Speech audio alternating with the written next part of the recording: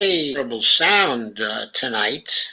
I'm not sure exactly what caused that, but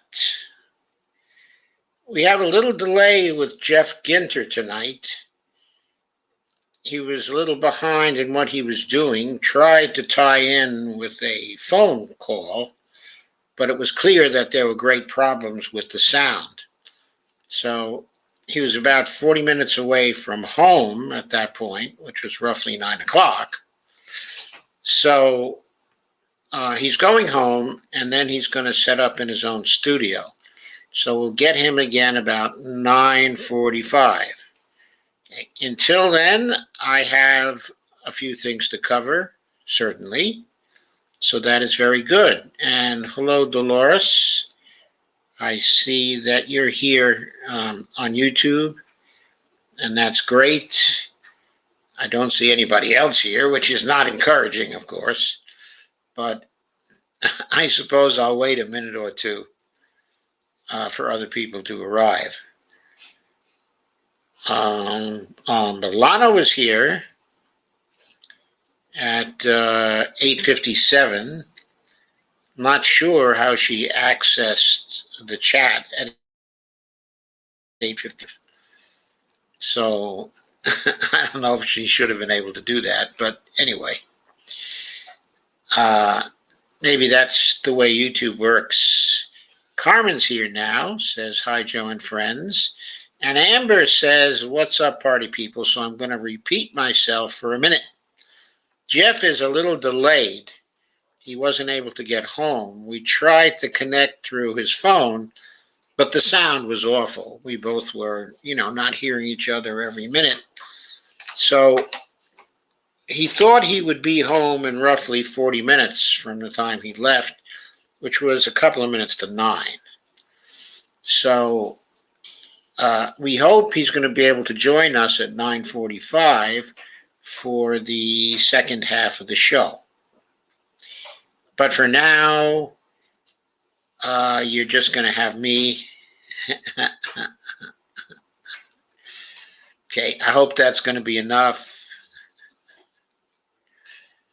Here I am, and there's Kay.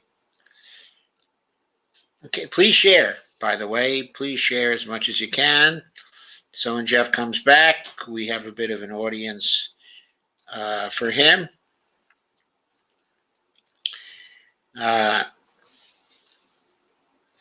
So what I'm going to do, thank you, Kay. I'm going to start off with a post. I didn't intend to do this, but I'm now going to do that. I had been meaning to share a post the last 2 times, actually, which appeared in Truth Out, but I never really got a chance to do it. So let's go to that post at this point.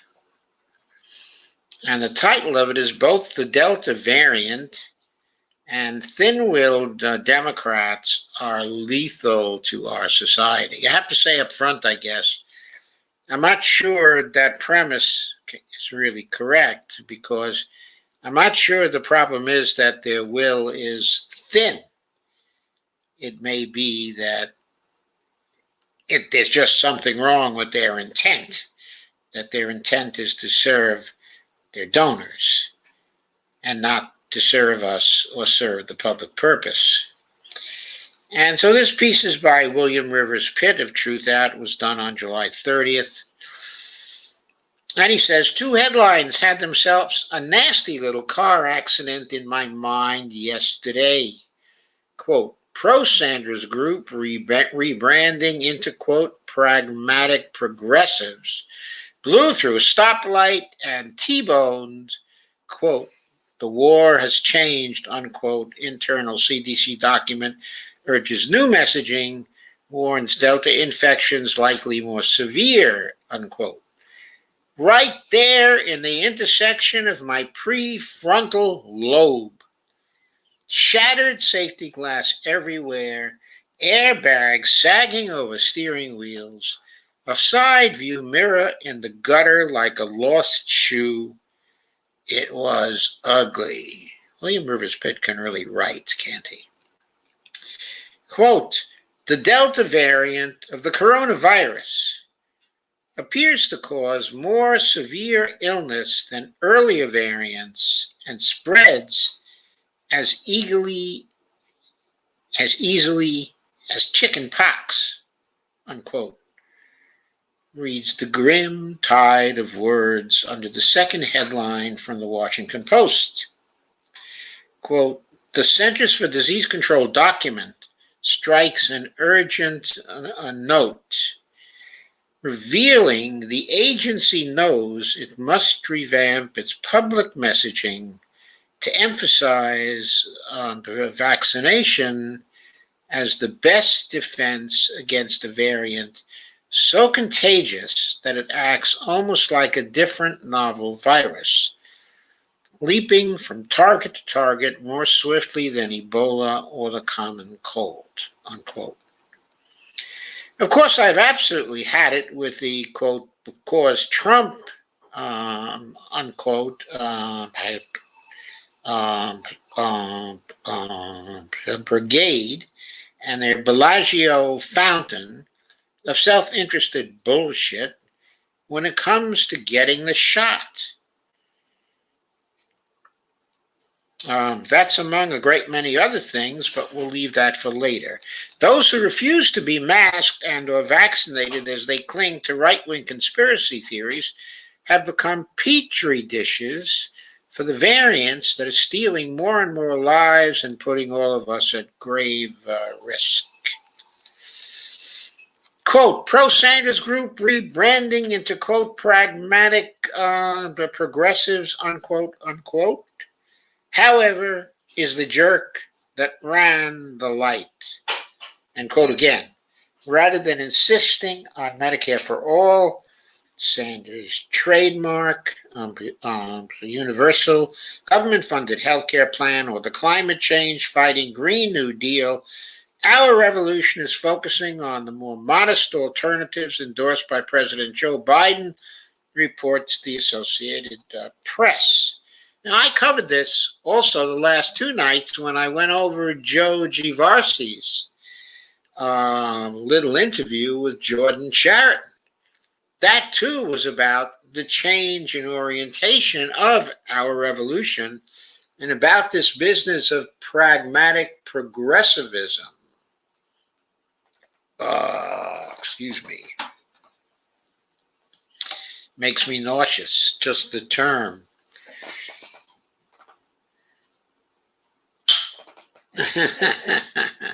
That is the sound of Bonnie and I starting what is supposed to be our 1 ounce of wine, but is evidently a little more wine tonight.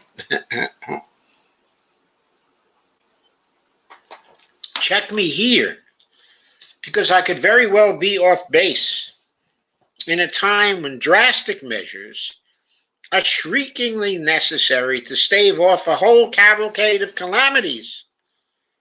An advocacy group founded on the principles of lifelong advocate Bernie Sanders is downshifting from the progressive advocacy, some sort of milquetoast cuddling with the conservative Democrat in the White House.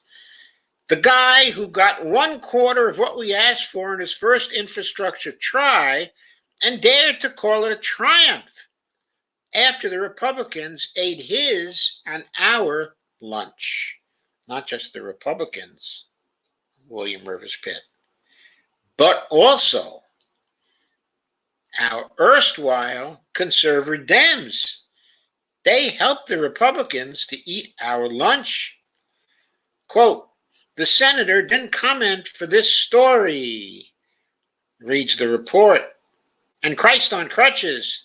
I hope that means Sanders doesn't endorse this move. Progressive advocacy groups are not supposed to get along with the conservatives they're advocating against. Activists on our side seldom get what they came for and are usually struggling against terrible odds. And that is the fucking point. We seldom get what we want, but we always push for what everyone needs. We never stop, and 20 years later, we look behind us and maybe say with dim surprise, quote, damn, we got some stuff done, unquote. The view is foreshortened when your shoulder is to the wheel, and sometimes we don't recognize progress when it happens. But what we cannot do is trade in our shovels from some spats and a snazzy seat on the rubber chicken circuit. Shame upon you, quote, our revolution, unquote. Your revolution isn't just over, you surrendered. God save us from our friends. There was 71,621 new COVID infections yesterday, a 2-week increase of 151%. The president and the media are going back and forth about the messaging, quote unquote, while nihilist Republicans do everything they can to kill off their own voter base and everyone else with lies and galling distractions.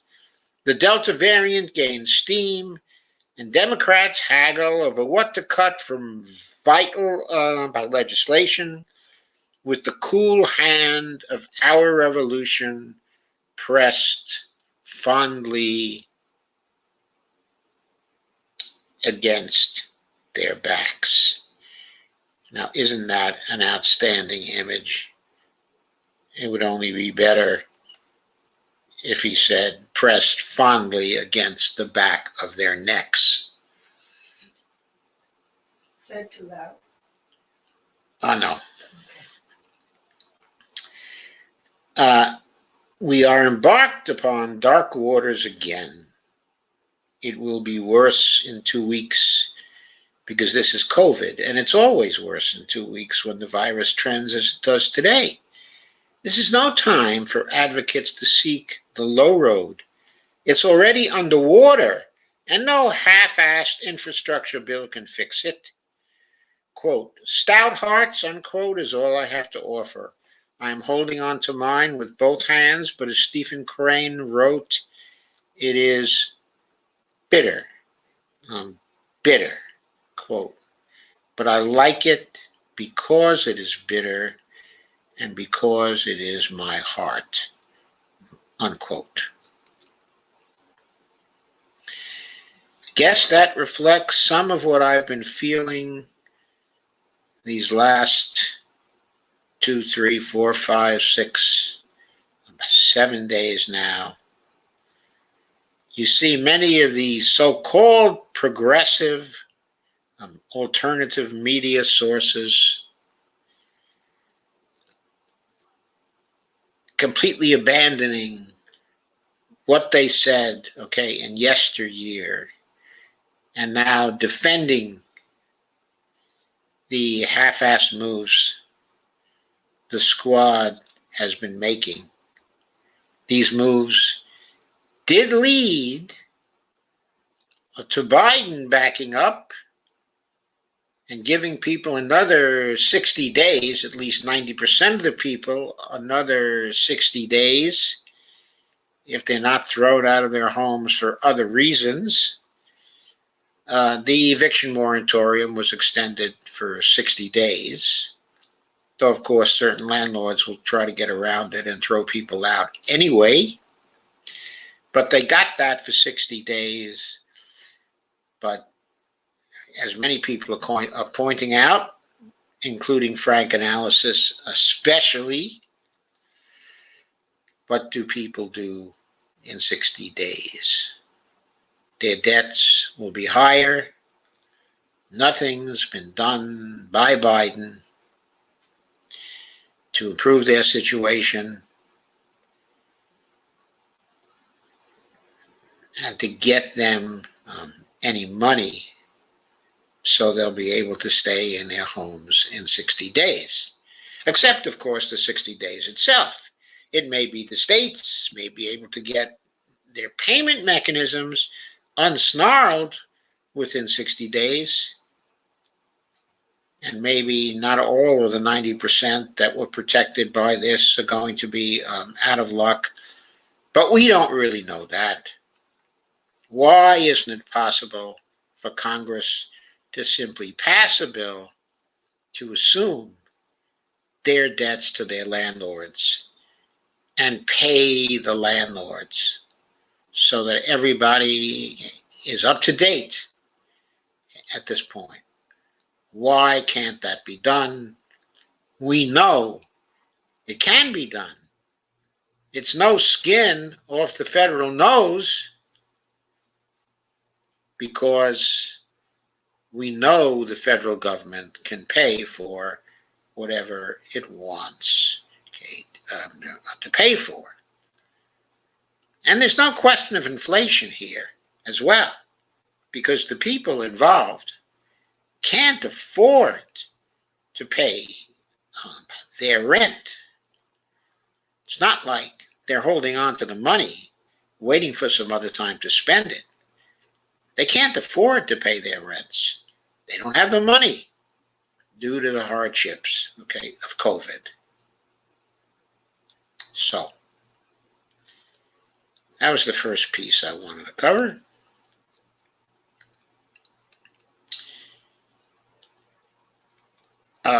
Here's another one from Truth Out.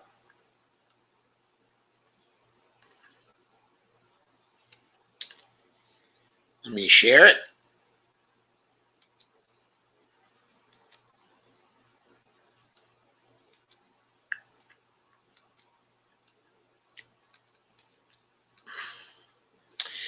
Biden made big compromises on climate, and movements that backed him are livid. And this one is by Basev Sen from Truth Out. It was published just yesterday.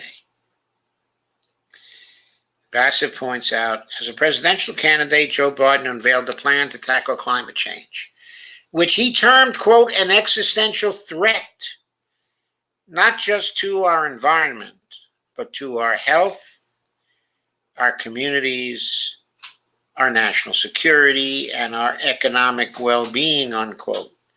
He promised, quote, a bold plan, a clean energy revolution to address this grave threat. But immediately after he was sworn into office, January 2021, President Biden issued 2 executive orders to tackle the climate crisis. The executive orders started undoing the damage done by the Trump administration. For example, reinstating the Obama administration's cancellation of the Keystone XL pipeline and rejoining the Paris Climate Accord. Those were good, right? But they went beyond restoring the Obama status quo by pausing oil and gas leases on federal lands and waters and directing all federal agencies to identify and eliminate fossil fuel subsidies. The elevation of environmental justice is a government-wide concern, and a directive to the Environmental Protection Agency and Justice Department to enforce environmental justice laws were very welcome developments. The credit for this goes entirely to years of organizing by environmental justice movements. The response from environmental organizations was favorable. For example, the Sierra Club applauded the Biden administration for utilizing the entire government to take bold and swift action that leaves no person and no community behind. Today, however, the prospect of serious action on the scale needed to address the climate emergency and the image of the Biden administration as being committed to climate action are both in shambles. What happened in just a few months to bring about this sea change in the politics of climate action in the United States? By the way, this is not part of the article, I noticed that Biden's approval rating is beginning to tank. It had been in the 50s. It's now gone down to 46. Not too long ago, Biden had a big advantage on how he was handling the COVID crisis. People still thought, however, that Trump had an advantage, or the Republicans at least had an advantage on the economy, because people did not have the feeling that Biden was doing as much as he could on the economy. Now, things are worse. Biden's approval rating on COVID is going down. His approval rating on the economy is also beginning to go down, because since the American Rescue Plan, nothing has been done. What can we attribute this to? What can we attribute this to? We know what it's about. It's not a mystery. He screwed around with bipartisanship April, May, June, and July. For 4 months, nothing got done because of bipartisanship. Bipartisanship. And of course, Manchin and Sinema and the people in the Democratic Party insisting on bipartisanship. But Biden himself was part of that party. He wanted to do bipartisanship. He wanted that image. It seemed to be a holy thing to him. Well, it's cost him. It's cost him points on his approval rating. It's cost the Democratic Party points on its approval rating. Now in the generic ballot, the Republicans have 6 points on the generic ballot. And as Crystal Ball and Sagar Anjeti pointed out on their show today, when the polls show a particular margin for a particular party, to get the true value for the Republicans, you have to add 4 points to what they have. So if the Republicans have a 6-point lead now, that's really a 10-point lead. If they have a 10-point lead now, well, they haven't yet passed all these gerrymandering voter suppression bills. What's that going to add to their vote totals? How far off is that going to throw the polls? Is that going to mean another 4 or 5 points in the polls? 6 and 4 is 10 plus 5. That's a 15-point lead for the Republicans. That sounds to me like a total slaughter. So what the hell is the Biden administration and the DNC waiting for? Do they really think they won't suffer if the Republicans have a 15-point victory in 2022? Let's go on with the article. Infrastructure isn't climate neutral. A key reason for this shift is the ongoing infrastructure fight in Congress. Yes, the bipartisan infrastructure fight. What kind of physical infrastructure we build for energy, transportation, housing, and other areas helps determine whether and how fast we start cutting our greenhouse gas emissions, referred to as climate mitigation, and how we adjust our society and economy to climate change impacts that are already happening, referred to as climate adaptation. So it's mitigation and it's adaptation. Some of this is obvious. Gas-burning power plants are the wrong energy infrastructure for mitigating the climate. and wind turbines are the best choice. Other infrastructure choices are less obvious. Expanding highways, ostensibly to alleviate congestion, has the perverse effect of increasing traffic. Growing traffic, measured using a metric called vehicle miles traveled, or VMT, in turn drives growing greenhouse gas emissions. If policymakers expand public transportation instead, it helps reduce greenhouse gas emissions. Consequently, the kind of infrastructure we fund helps determine our ability to fight climate change. In April 2021, Biden released his American Jobs Plan, an 8-year, $2 trillion infrastructure investment proposal. Pitiful, by the way, right? Pitiful when compared to Bernie's $16.2 trillion 10-year proposal for the Green New Deal from his platform. It included $100 billion in funding for rebuilding our energy system,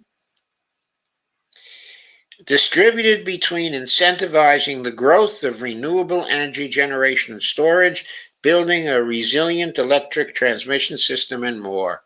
It proposed $85 billion for public transit and $174 billion for vehicle certification. The plan fell far short of the level of funding that experts have estimated is needed to address the climate emergency.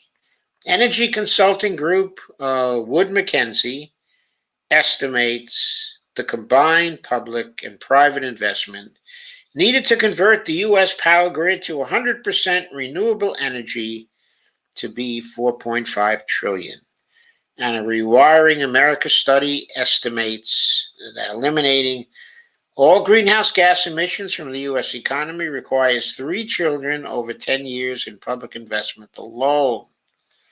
The public transit investment of $85 billion proposed was less than what the AJP admitted to be the repair backlog for transit systems. That was $105 billion. The AJP also fell far short of the level of investment demanded by the Green New Deal network, a network of grassroots movements, $1 trillion for renewable energy and $600 billion for each mass transit and for retrofitting public school buildings, including public housing and schools. From the standpoint of environmental and climate justice organizations, there were additional concerns with the AJP. It proposed pilot projects for carbon capture and sequestration, CCS technology, and expanding the tax credit for CCS. Environmental justice organizations, however, have been clear in their opposition to CCS. The White House Environmental Justice Advisory Council, created by President Biden through an executive order, included CCS facilities in a list of the types of investments that would not benefit environmental justice communities. But things went further downhill from this weak opening proposal from the administration. Enter the Senate. Reviewing the composition and voting rules of the U.S. Senate helps explain what happened next. The Senate is evenly divided between the two parties, with Vice President Kamala Harris holding a tie-breaking vote to give Democrats the slimmest of a majority. But the Senate doesn't pass most legislation through a normal majority vote. It subjects legislation to a process called filibuster, requiring 60 votes to pass. The only exception is legislation with budgetary, tax, and spending implications, which can bypass the filibuster through a process called, you guessed it, reconciliation. This means any infrastructure legislation needs at least 10 Republican votes to pass the Senate unless it's introduced as a budgetary measure. A group of conservative Senate Democrats, prominent among them Senator Joe Manchin, insisted on passing a bipartisan infrastructure bill as a precondition to considering a bigger reconciliation bill. And even one dissenting Democrat could kill a bill if 4 Republicans opposed it. That was the administration and the Senate Democratic leadership's logic for addressing infrastructure with 2 bills, a bipartisan bill subject to filibuster and a larger bill passed through reconciliation. However, a bipartisan group of senators started negotiating a bill producing a framework that eviscerated the climate elements of the American Jobs Plan. Renewable energy vanished from the energy priorities. Transit funding, already inadequate in the American Jobs Plan, was cut from $85 billion down to $49 billion. And vehicle electrification spending was gutted by 91%, from $174 billion to $15 billion.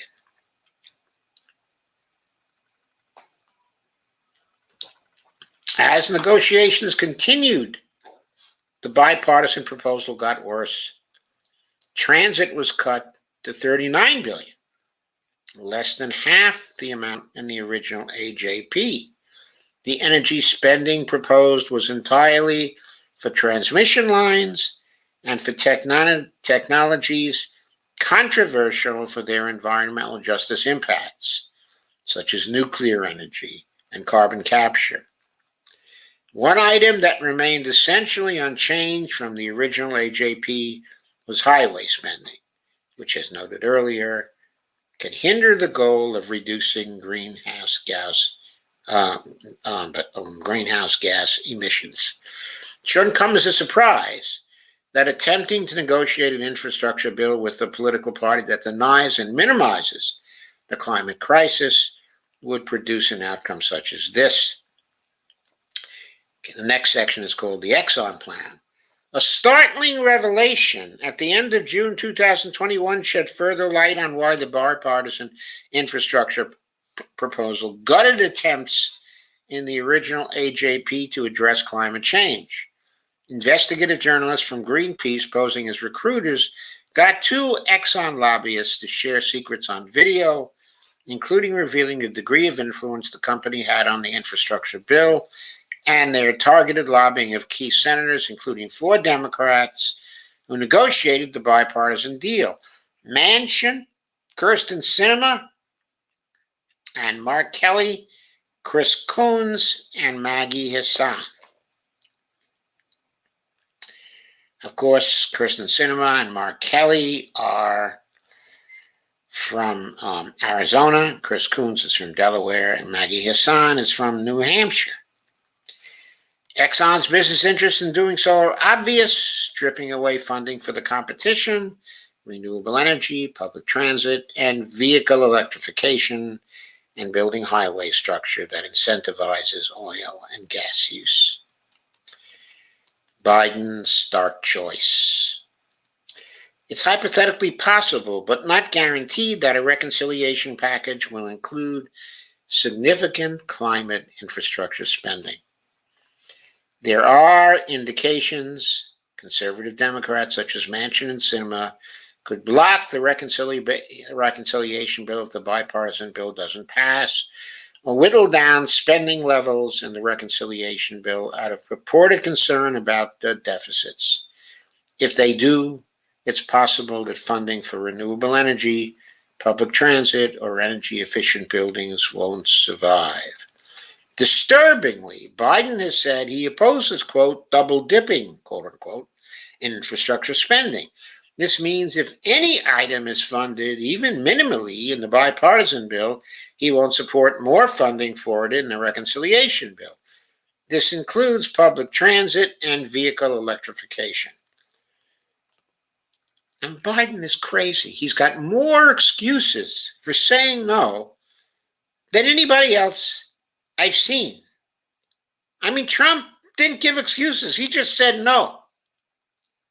He just basically said, look, I don't want to do good for people. So no, that's it. Biden's always got his excuses. In this case, no double dipping. What does that even mean? It comes out of the same budget, part of the same budget. Both of these bills are going to be part of the same budget, even if they're different bills. There's no such thing as double dipping. Either you include climate in it, or you don't, or you're somewhere in the middle.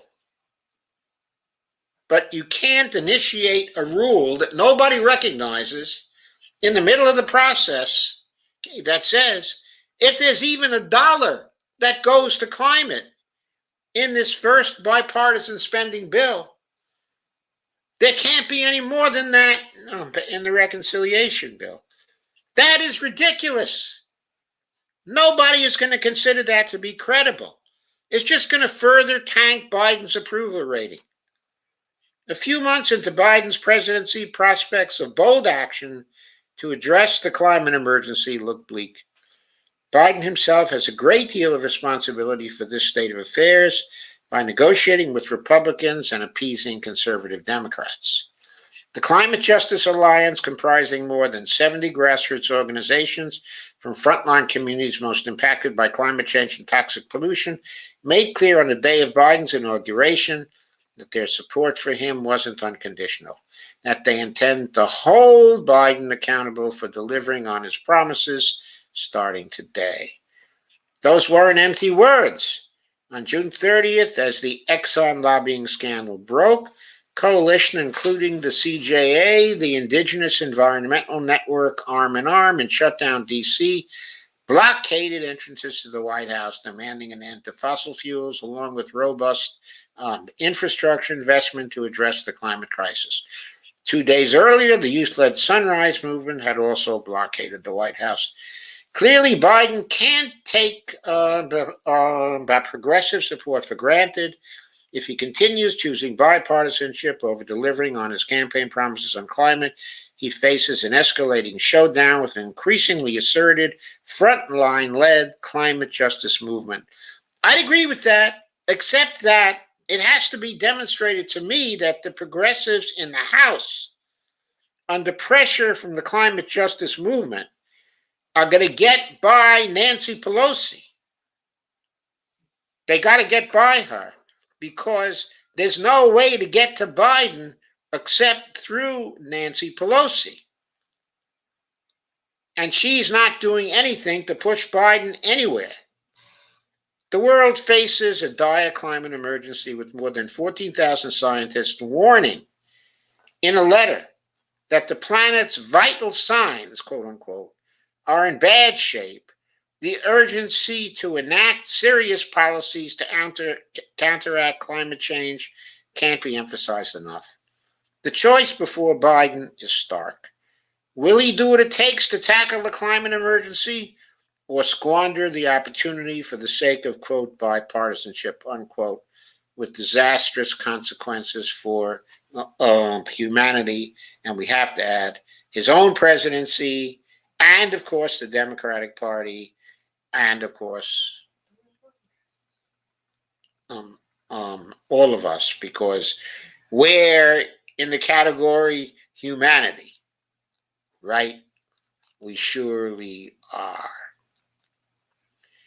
So where do we stand right now? Well, I'm thinking we are standing in the opposite place. We're standing in a very bad place. Okay, the place we're standing in is that the progressive movement, at least the self-declared progressive movement in certain quarters, is split. Some of the older progressives that began on the internet, as alternative media, are basically saying, don't push very much, don't push too hard, do not push on our progressive allies in Congress like the Squad, treat them nice, don't say a nasty word to them, do not criticize them. Then we see people like, for example, Max Blumenthal, and Frank Analysis covering the events at the Capitol,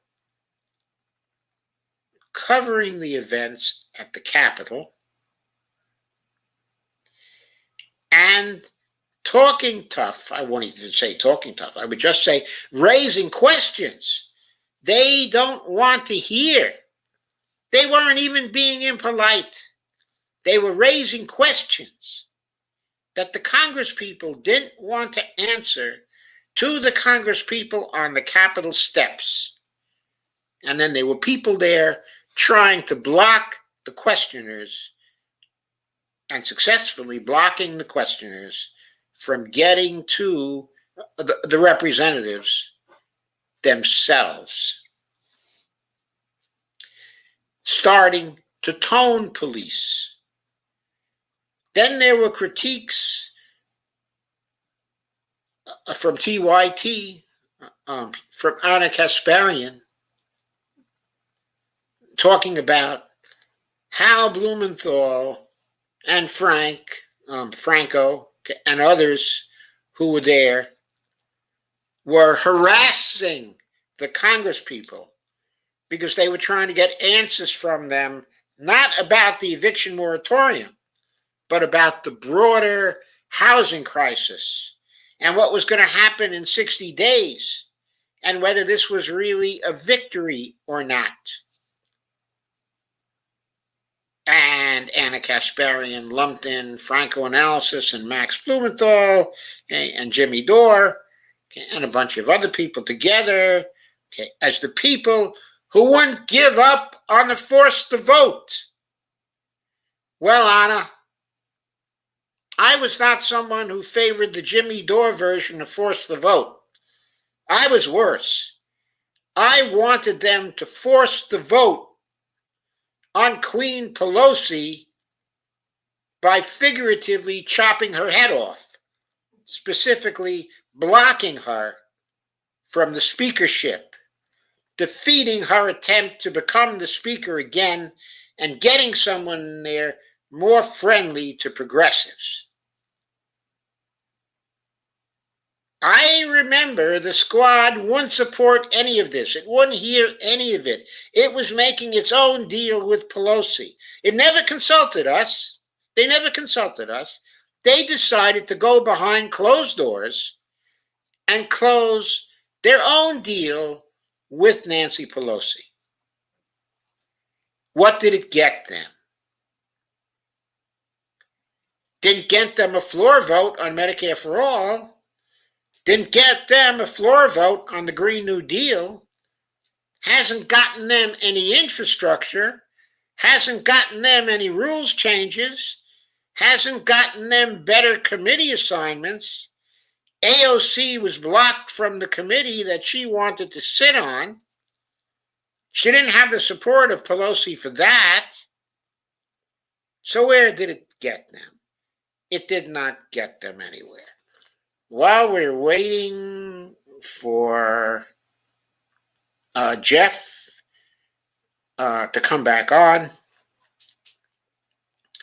I'm going to go back to the beginning and consider some of your comments. Amber says, what's up, party people? Amber says, you are absolutely enough, Joe. Thank you, Amber. Go Start says, shared. Carmen Mina says, Joe, guess what? Delta has mutated already. Wait, Delta has mutated? You're not talking about the Lambda mutation now. What you're talking about, Carmen, is something else entirely new, right? I'll bet that's what you're talking about, but I'm sure you'll tell me. I'm glad you're watching on YouTube, Carmen, by the way. Now all we got to do is get Kay to go over to YouTube, and then maybe we can just tank Facebook entirely. And Jeff Denton says, how many people are believing the weapons of mass destruction Russiagate media because Trump called it fake news? Just an honest question. I'm not a conspiracy. I can't answer that question, Jeff Denton. I don't know how many people are believing the weapons of mass destruction, Russiagate media. Ghostot says, I missed hashtag Ginter's, I missed Geoffrey Ginter's hashtag M4M for all speech. Anyone know where to find it? It was on Status Quo's a video of roughly 2.5 hours. I know that because that's where I saw it. That was lifted from that was lifted by YouTube. And right now, I don't know where that video is. I can't find it. I was looking for it but just this evening. But one of the things we may do as Geoff comes back, it was a relatively short speech, about 10 minutes, I think. So maybe we can get Geoff to give it here or something very similar to it. It was a hell of a speech. I can tell you that because I did see it. Amber says, more vino is Kino. And Carmen says, oh, you got your vino back. I mean medicine. Yes, I got my vino back because my tests were entirely normal. Entirely normal now. So I got my vino back. My doctor relented and said, 4 ounces of red wine each night, that's not a problem. Evelyn said, isn't it fake news? Even if Trump said it. And she laughs. Kay says, hi, Evelina. And Evelina says, hi, KSY. I think she meant hi, Kay. Garstad says, but Novavax vaccine is delayed till the 4th quarter. Carmen says, does the continued eviction moratorium really get credited to Corey? I don't know. It's too hard to say. Well, first of all, what was going on in part was there were more people there than Corey. Some other squad members were also there for part of the time, and Corey was not there herself for the whole time. There were occasions when she went back home for a change of clothes, which, by the way, homeless people cannot do. So just to keep it real. But also, but secondly,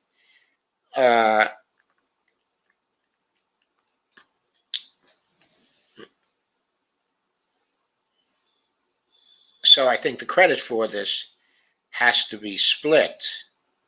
Corey has to share it with other people who were there. And by the way, when she was there in speeches, she did share credit with the other people who supported her.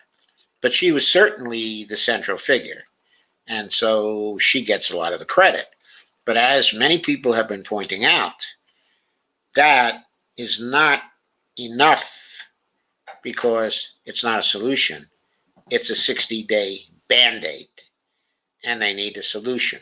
Now, technically, everybody thinks the $46 billion for rental assistance, only $43 billion of which has only $3 billion of it, which has already been distributed.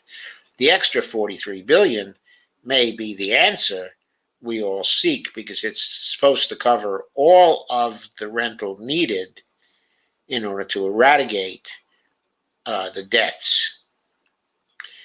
But it remains to be seen whether this is true, and it remains to be seen whether even in 60 days the states will be able to deliver the money to people who need it.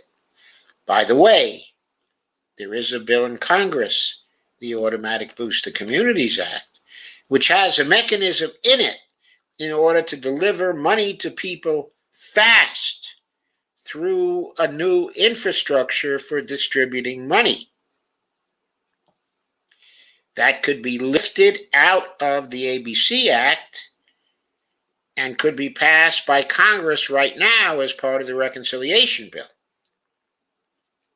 Kay says, Biden better do something good or Dems are screwed in 2022. It's not just Dems who are screwed in 2022. It's all of us who are screwed. Because if Republicans come in and take over, they're going to do absolutely nothing about the climate for 4 years. They're also screwing up the electoral system even further. So it's going to be enormously difficult for us to win anything in 2024 or in 2028. They may be successful in just establishing a one-party system here in the United States, and then God knows when or whether they will ever get to the climate, which is going to screw all of us, our children and grandchildren, and the whole world. That's why here is Geoff right now. So Geoff has come in. I'm at 9:21. I'll notice in your comments. I'm going to add Geoff to the stream right now. Hi. Hi, great to see you. So Geoff. What a day.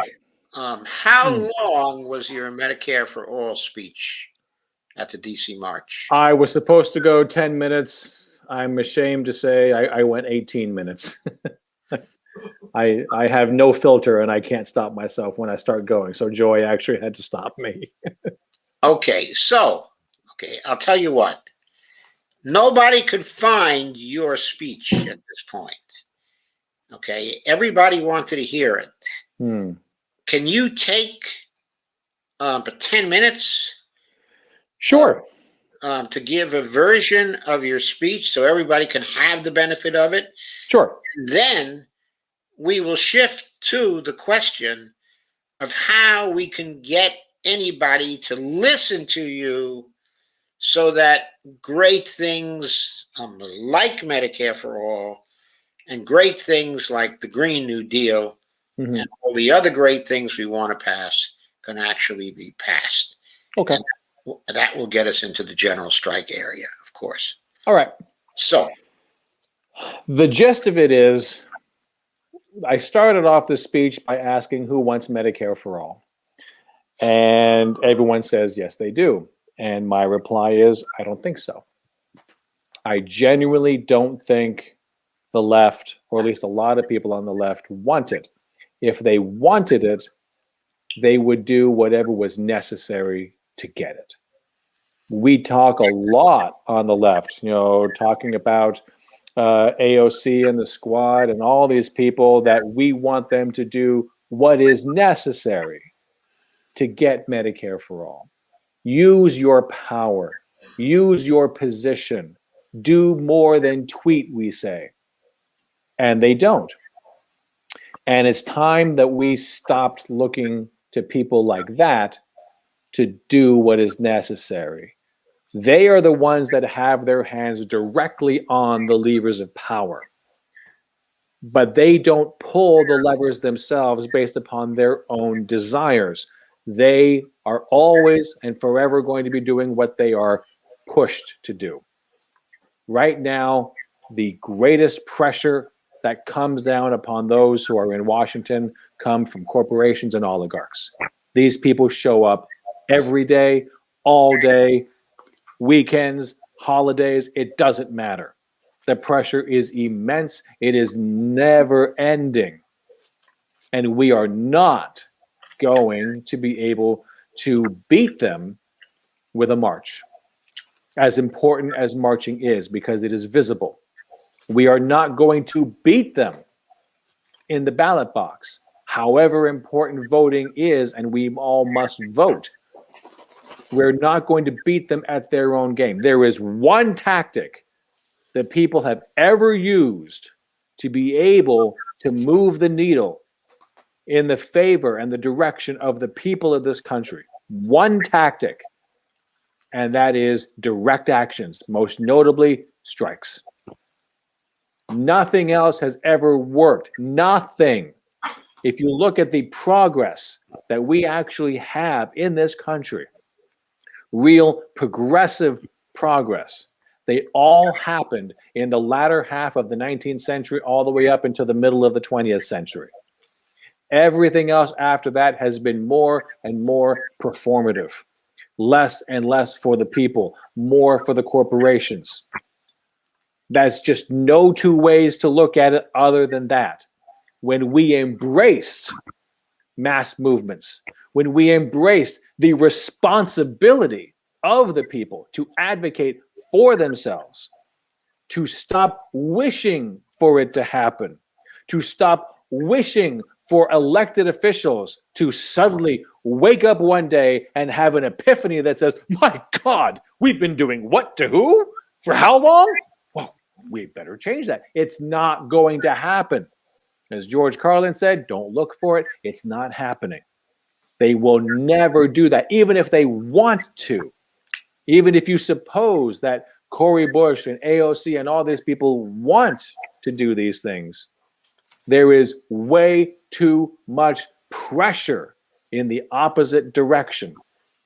There are things that activists can do that elected officials, for whatever reason, do not do. So we have to start caring infinitely less, maybe not to the point of zero, but infinitely less about who gets elected, and start caring infinitely more about what are we going to do about those people in power. Because what we have done over the last 50 years, since we abandoned direct actions, since we abandoned strikes, since we allowed unions to be busted, since we allowed antitrust laws to go out the window, allowing multinational corporations to gobble up all our media. Do you know how many media corporations, how many individual owners owned them back in 1980? Over 50. And we're down to 5. 5 corporations own 90% of the media. What kind of news do you think you're getting? What type of narrative do you think they are going to allow to escape the lips of the people they allow to be on camera, to allow to have ink time? You don't have to search very hard to find examples of people who are fired if they wanted to actually say something that was against corporate power. You won't have to find many examples of them allowing it to happen, but burying the lead, putting it on page 10 on Monday when no one's paying attention. There's all manner of ways in which the information that comes freely our way gets filtered through corporate interests. So we have to know this. We have to digest this. We have to accept this and act accordingly. Okay. So how do we act accordingly? Quite honestly, we have to put our bodies where our mouths are. Hoping that we're going to elect the right number of people does 2 things. 1, it kicks the can down the line. We can't do anything now because we have to spend all this time getting X amount of people elected 2 years from now. So when I say that we lose 500,000 people every year just because of the way we do healthcare right now, I'm not talking about COVID. I'm talking about business as usual. The 3rd leading cause of death in the United States is medical errors in hospitals, the direct result of doctors having to see more patients in less time. Things get fall through the cracks. Not enough nurses for all the patients that you have. So things are going to fall through the cracks. People are going to die. Not enough MRIs, X-ray machines, CAT scan machines, you name it machines. And they're getting older and we're not getting as reliable results. You name it. We don't have enough resources, so people die. On top of that, we are talking about the 40 to 70,000 people who die and they don't even have shitty health insurance. So we're talking close to 500,000. So when you say you have to wait for another election, you're condemning 1 million people to death, not including the bankruptcies, the misery, the suicides, all the other social ills that go along with that. That's you. Don't blame Republicans. Don't blame Democrats.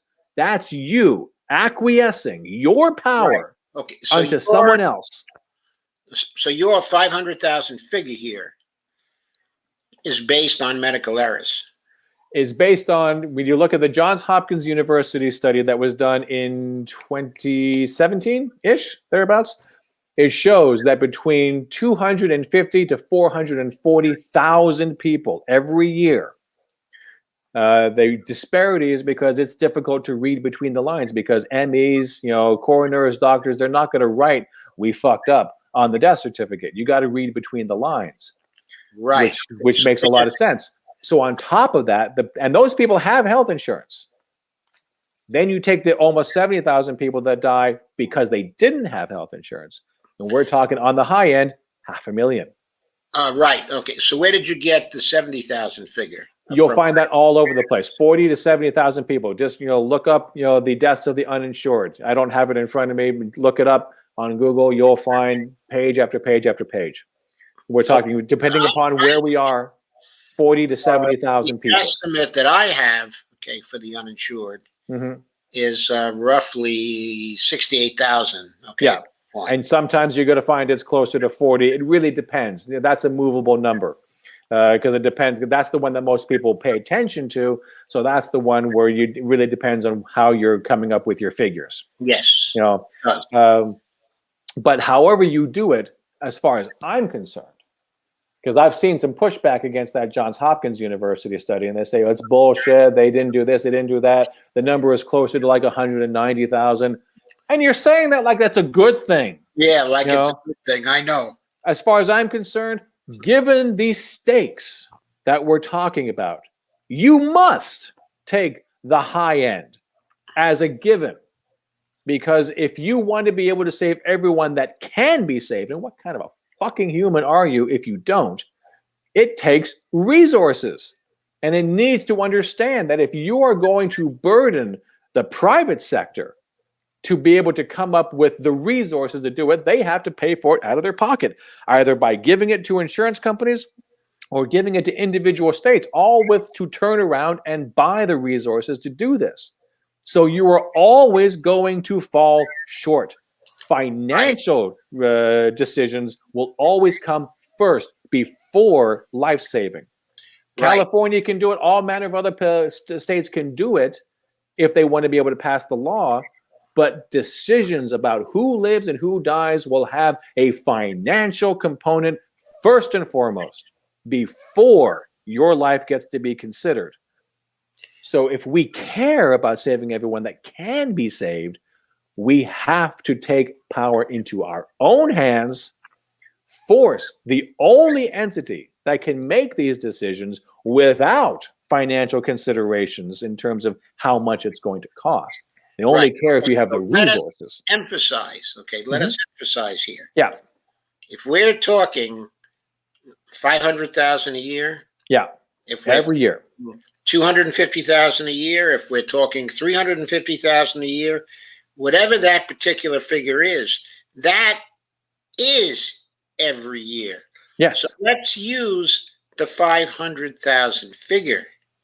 Because it's a reasonable figure given the numbers that we have. It might be lower, but we should act as if it's as high as that, because that's what sets the bar of urgency. Okay, so for the sake of argument, let us take the 500,000 figure. Sure.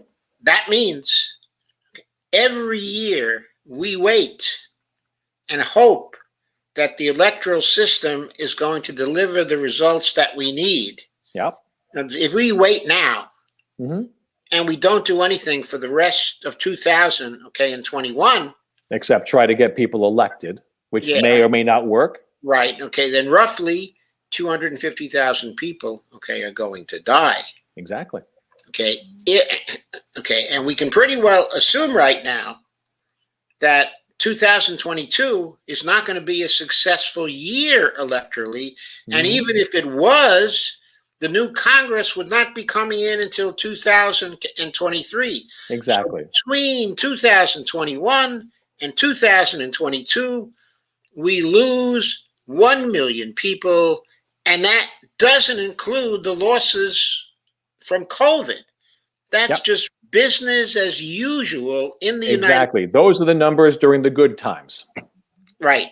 we would be losing as many people, assuming business as usual, in 2021 and 2022, as we have lost from COVID now, according to the best estimates of deaths due to COVID, which are probably the Institute for Health Metrics Evaluation at University of Washington.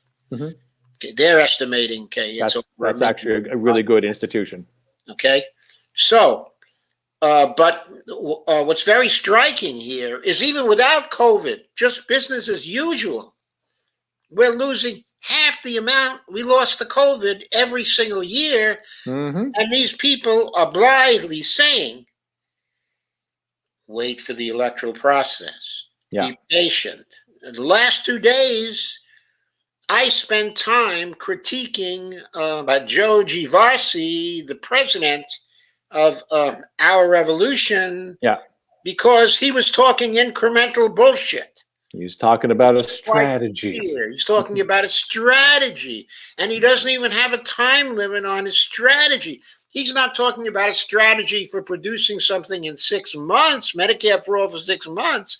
He's talking about a strategy for producing coverage, Medicare coverage for people 60 and over. That's what he's promising for this year.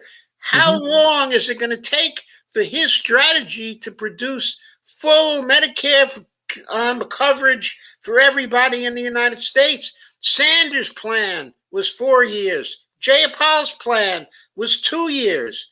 Neither of those plans are on offer right now. Geoffrey is talking about a longer time period for his particular strategy, and we're losing 500,000 people a year. And here's the thing, as much as I loathe and hate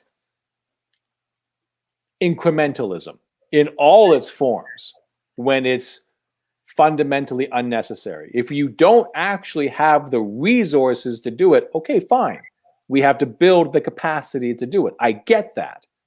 Anything short of that, and your arguments are complete and total bullshit. Don't talk to me about political problems.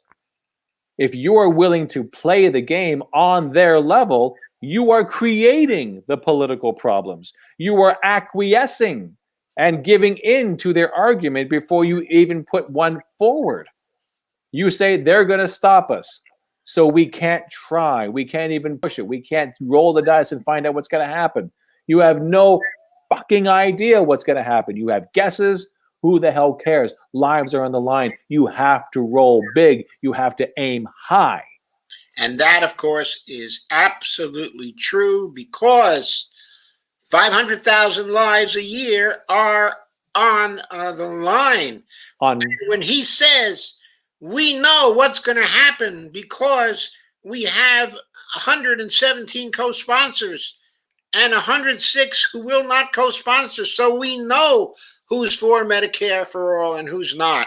And as I said yesterday, that is bullshit. Complete. And the reason why it's bullshit is when you put a bill on the floor and 88% of Democratic voters are for that particular bill, you don't know what kind of pressure is going to be put on those congressmen at that particular moment in time. You don't know how many people will be able to get out in the streets.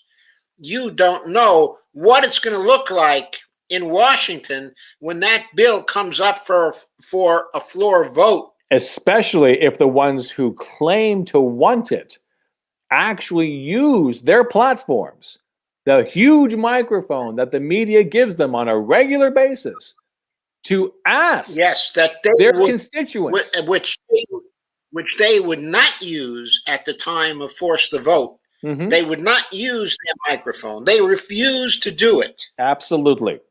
Which means we have to.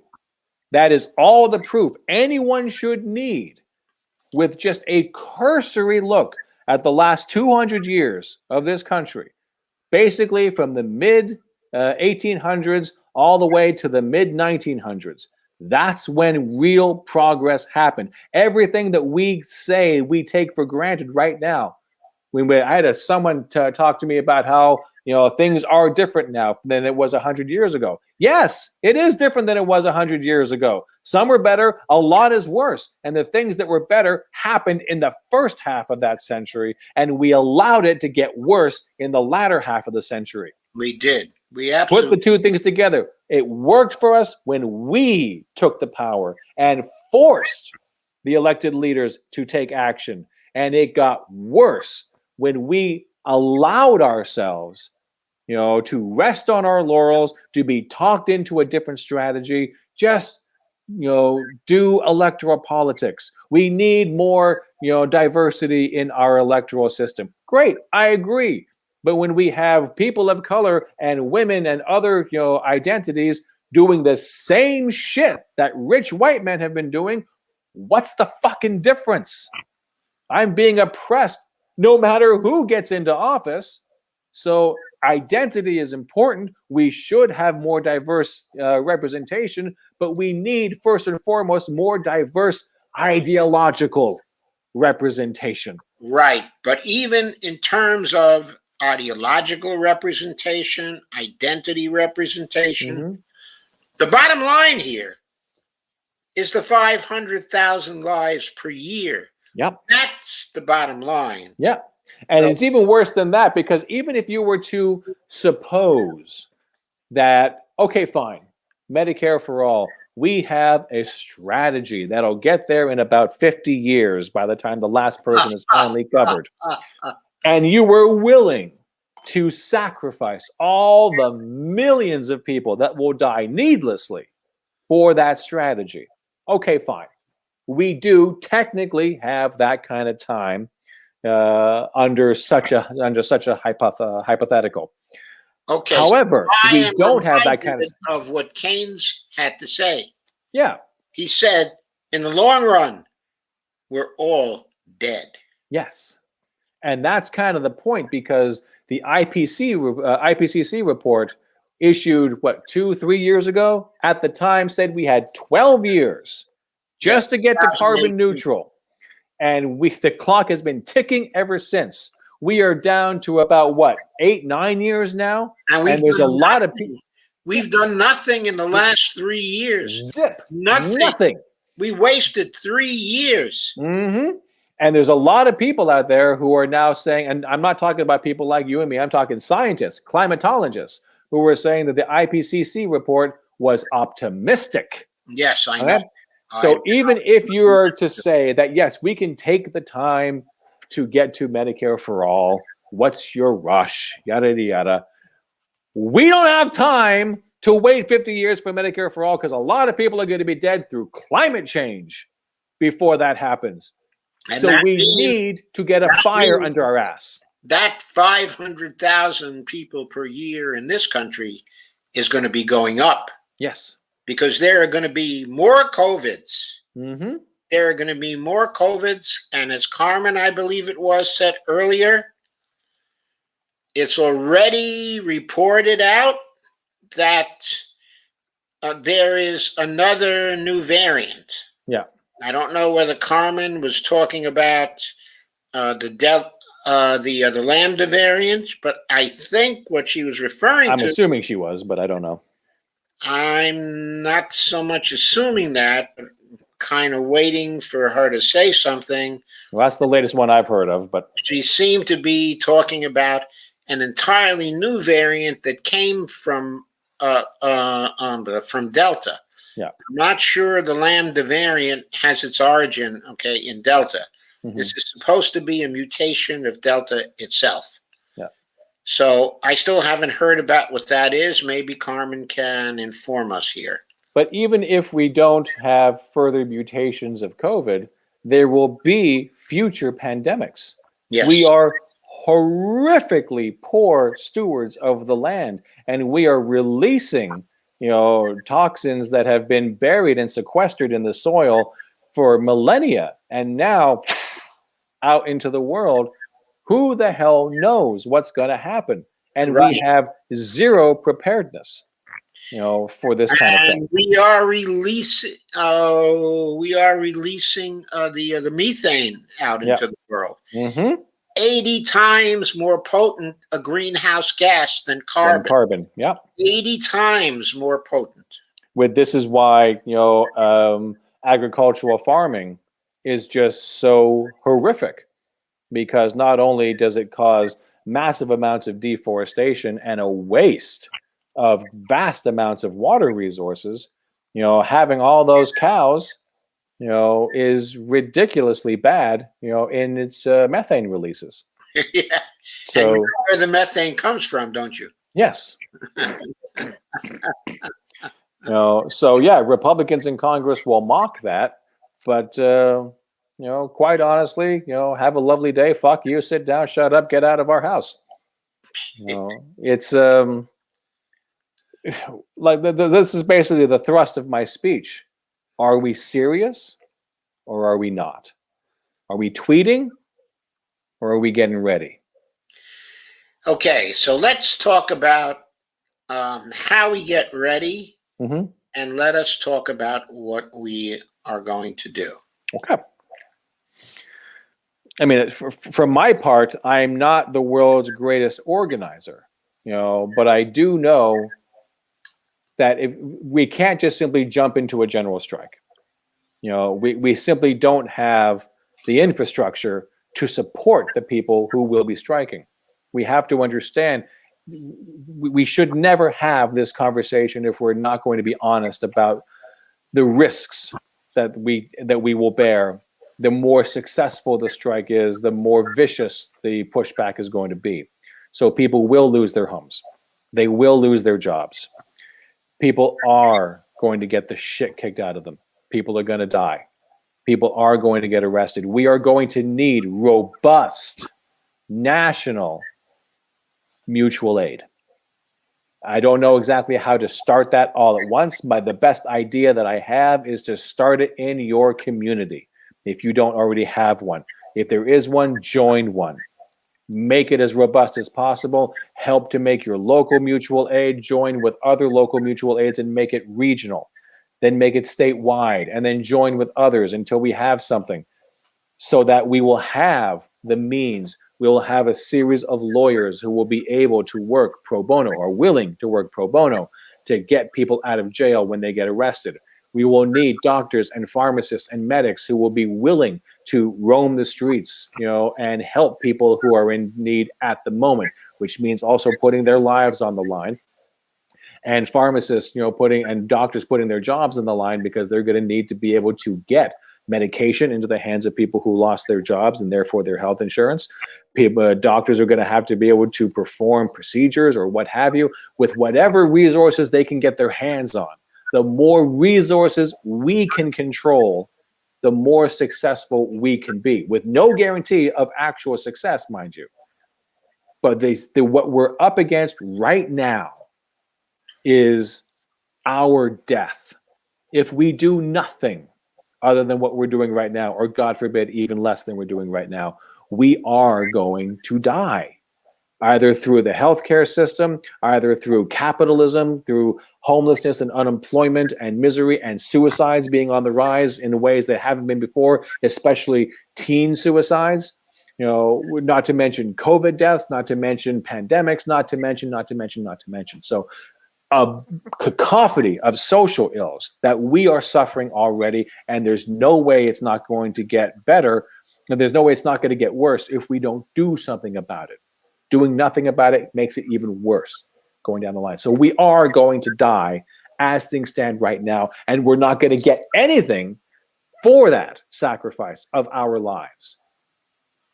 However, if we have the courage to recognize that business as usual, as it has been for the last 50 years, is why we are here right now talking about something very uncomfortable, and that the strategy society employed for the previous 50 to 70 years is how things got better, despite how bloody it was, despite how destructive it was from time to time. If we have the courage to not seek violence, but to understand that violence will be visited upon us. And we must be prepared. If we have this kind of courage, we can do what we have not done in the last 50 years and turn the clock back. We can successfully fight back against climate change. We can save lives. We can revitalize communities. We can do all manner of things. Hell, just starting up mutual aid alone can have the benefits of saving a lot of communities from falling further and further and further into disrepair. So just in preparing for the general strike, we'll already be making things better. But we have to act in a way that lets the world know that we are serious this time, that we are not being performative, that we're not just showing up on one day to make your life a little bit uncomfortable, with you knowing that we're going to be going home when it's all over. You can ride that out. We have to make sure you know that you can't ride this out. We have to shut down industry. We have to shut down ports of entry. We have to make them hurt where it counts in their pocketbooks. Okay, they can ignore us. First step almost in this has to be to start up a mutual aid fund. Yes. Okay, I had a discussion with Indy Left, I think it was about a week and a half ago. Yeah, I still haven't seen that. And he said, he suggested something simple. Yeah. $1 a month from 200 million people. Yeah. That's going to take organization far and wide. It's very little of people, but it produces $200 million a month. Yeah. If we could do that for 3 months, we could then start to act, because we'd be backed by $600 million, okay, in mutual aid funds to help people who were victims of the actions that we start. Exactly. Because the big thing here is that we need as many people as possible to be involved, but that doesn't mean all those people have to go on strike. It doesn't mean all those people have to put their bodies on the line. You know, there's tons of things that can be done to support those that do. You know, anything from, putting people up, so they can have a bed to sleep on from time to time, making sure that people who are striking have meals, making sure, that you are organizing provisions, whether it be making sure that people have tents, making sure that people have clean clothes, any number of things. You can get involved to make whoever is striking successful, make them able to ride it out. So millions of people, hundreds of millions of people involved, only a few million people need to actually do the dirty work.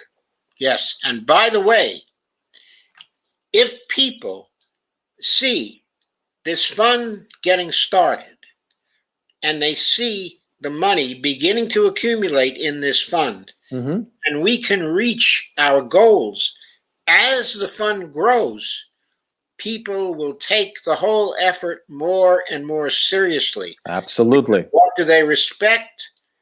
They respect money.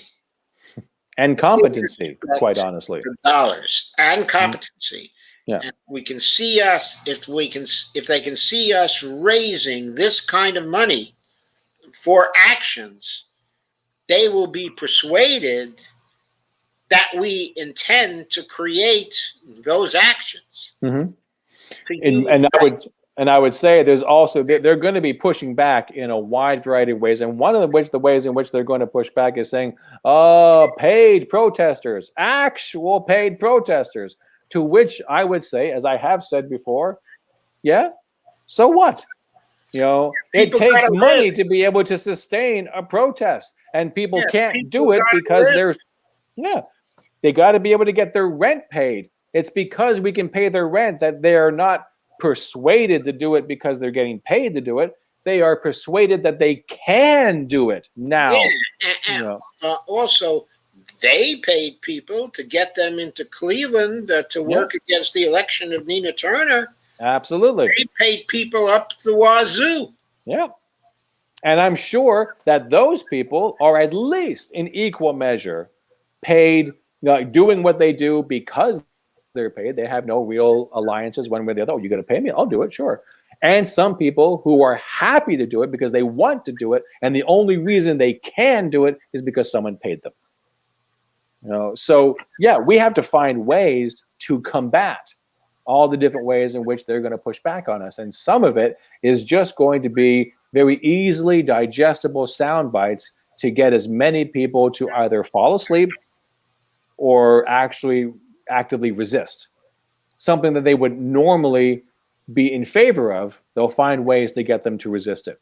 Much like the people that we would have fighting for single payer healthcare, if only they realized it's not your fucking money that's funding it at the federal level.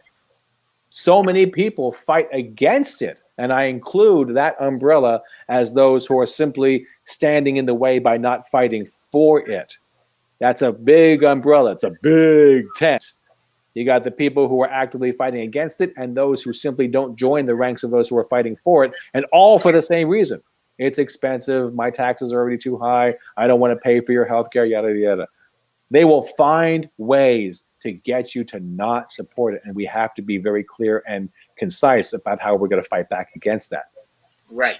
Okay. And we also have to notice something, as in the left also suggested, okay, and as Geoff said as well, we don't all have to do something at once. Mm-hmm. Specifically, what in the left suggested is that we can go industry by industry, yeah, and shut them down by industry. Yeah, that's great minds. A viable plan, or at least a viable notion to me. Yeah, of course, we have to work through the ideas, and we'd have to prioritize the industries. Mm-hmm. There are a lot of things that go into that. Well, I was speaking with pretty clear. If we can shut down the trucks, that's going to have a devastating effect. Yes. Now, when we try to do that, I don't know. Maybe we start in other ways just to try to demonstrate that we have the power to shut down industries. Yeah. And just leave that threat if they really push us to it. I don't know. Well, maybe we should just do that first. I really don't know what's better. It may turn out that way. I don't suggest that. I suggest going for everything that you can, because my greatest fear is that if we get a small strike that does exactly what you said, it demonstrates our power. We were able to shut industry down. And maybe that tells the oligarchs that they have to give us something. And as we've discovered with the pushing back of the eviction moratorium by 60 days, that is enough to get enough people to be satisfied. Sometimes they give way. Now, I know people are going to be very skeptical about that. Okay, but I remember during the 1960s, when people were protesting and demonstrating for civil rights, and when they were also protesting to get out, of Vietnam, at first there was great opposition and fear opposition, and forceful opposition. As well, with the use of arms against the protesters, and demonstrators, and locking up people, all that. As the movement grew larger and larger and larger, it turned out that the people we were fighting did not actually have a great deal of courage. They did not have a great deal of determination, even though in certain cases they had dominated the South for generations and generations and generations, and they looked like they were unassailable. They gave way, and people got voting rights in those states. It always looks impossible until it happens, right? It always does. It always does. So we have to be honest about what we're up against, but then we have to have the courage to go ahead and do it anyway. And I fully support the notion that however hard it was back in the day, in the 60s and the 20s and the 1870s, however hard it was, I accept that it's going to be a lot harder right now, because the things that the oligarchs learned during that time, they have perfected in terms of suppressing opposition. So we're going to have to overcome all that. So I accept that it's going to be harder. I don't care. There still is no other viable alternative. We have tried everything under the sun except general strikes and, unfortunately, violence, which I do not advocate. I do not advocate anyone go into a general strike to instigate violence, but you have to understand that violence will come our way as a result. That's going to be part of the pushback. We have to be ready. There's no point in glossing over that point. I do not advocate violence, and anyone that does, I disavow. Having said that, anyone that gets involved in a general strike is putting themselves in the line of fire, literal as well as figurative. There's no good denying it. We have to know that that's what's going to be coming. But like I said, do you want to die having done nothing and gotten nothing? Or would you rather put your life to some better purpose? And yes, you might be hurt. You might be killed. But wouldn't it be better to meet your maker and to see, your God, however you define your God, and say, I gave my life in service of something. I didn't want it. I didn't want to do it. But what else was I going to do? They were going to kill me anyway. And this is increasingly becoming that kind of situation.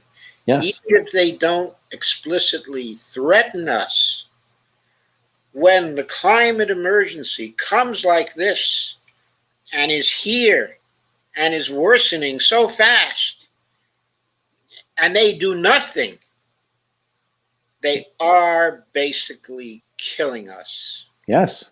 That is what is happening. That is what we have to recognize is happening. That is what we have to face and we have to recognize. Yeah. We have to decide whether we're going to die on our feet or die on our knees. Yeah. That was the thrust. Yeah, that was exactly the thrust of my speech. Do you want Medicare for all? No, I don't think you do. I don't think you do. Maybe the people that showed up do. Okay. But unfortunately, for all the people that did show up, it wasn't as impressive as it should have been. It just wasn't that many people.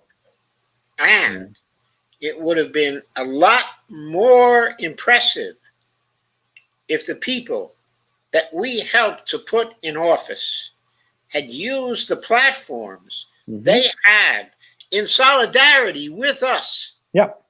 And they refused to do that. And some people supposedly on the left are defending them for that. Yeah. Are finding excuses for their not being in solidarity. And that to me is just part and parcel with why we are where we are. You have to understand that we're never going to vote our way out of this. Never. If you just look at what we'd be up against, with gerrymandering, with voter suppression, I'm sorry, electronic voting machines that have proprietary software, it's illegal to audit it, no paper trail. We have no idea what actually happened. We just have to trust. When we have exit polls, that bear no resemblance to the actual results, we're never going to vote our way out of it. Never. We pretty much know that the primaries were rigged. Yes. Certainly. And not only that, but they have a legal shield for rigging them. The courts decided they're private organizations. Yep. And they have the right to select their nominees any way they want. Exactly. That We have implies, no right to that expect elections. implies that they have a legal right to rig. Hmm. However, in the general election, maybe they don't have a legal right to Doesn't rig, mean they won't do it. at least not yet. It doesn't mean they won't try to do it. And not only that, it doesn't mean that they won't succeed in doing it if the Republicans have their way. Or even the Democrats. I wouldn't put it past any of them. You know, Well, I'm not talking about now the technical capability to control it. What I'm talking about right now is giving the state legislatures of the individual states the power to overturn results that come out of an election. Yeah. That's a way of rigging also. The way the Republicans are moving, if we don't stop that as a possibility, we will have one-party states by 2022 going forward. The only party that can win anything is going to be the Republican Party. And the only remedy for that is exactly the same thing: general strikes. Yes. You cannot vote your way out of it. And I mentioned Democrats because even if you assume the premise, which I think is foolish, but even if you assume the premise that Republicans are the ones who will create the laws that will allow them to manipulate power and influence and elections, and Democrats would never do that. Democrats also never undo the damage that Republicans do when they get into power. They never do. They don't roll back things. They keep things in place. And say, oh, well, Barack Obama would never, utilize the Patriot Act in the way we were afraid Bush would. And yet it was under, Obama that we realized he was spying on fucking everyone. Everyone. So don't tell me that Democrats are high and mighty, even if they don't create the conditions under which they can abuse power. They're more than happy to abuse the power when they get it. Yes, but such as in the drone attacks. Exactly. We were unhappy with Bush's drone attacks. And Obama put them through the roof. Put them right through the roof. Blew it through the roof, more than likely. So... And Trump did too, and we have no idea whether Biden has scaled down those drone attacks. Certainly not in Yemen. Well, we have no other choice but to assume that he's doing his worst.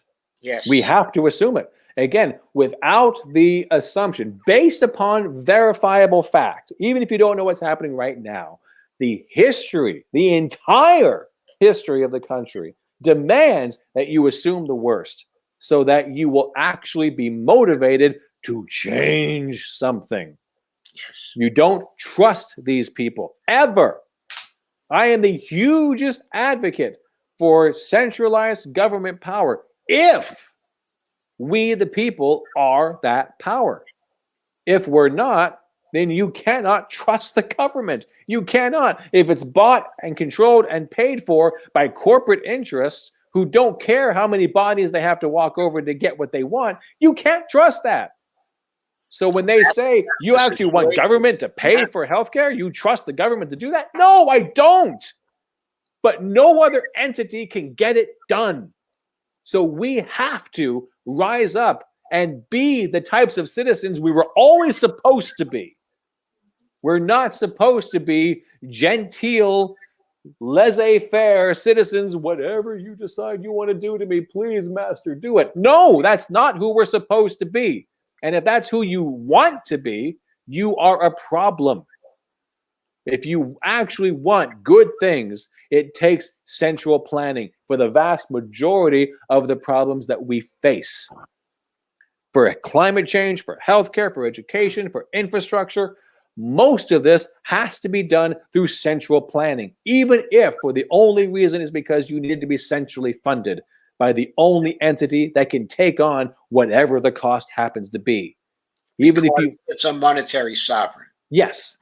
Even if you want local municipalities and states to actually decide what they want to do, okay, but you can't make them. Yeah. To get the money. They can't do it themselves.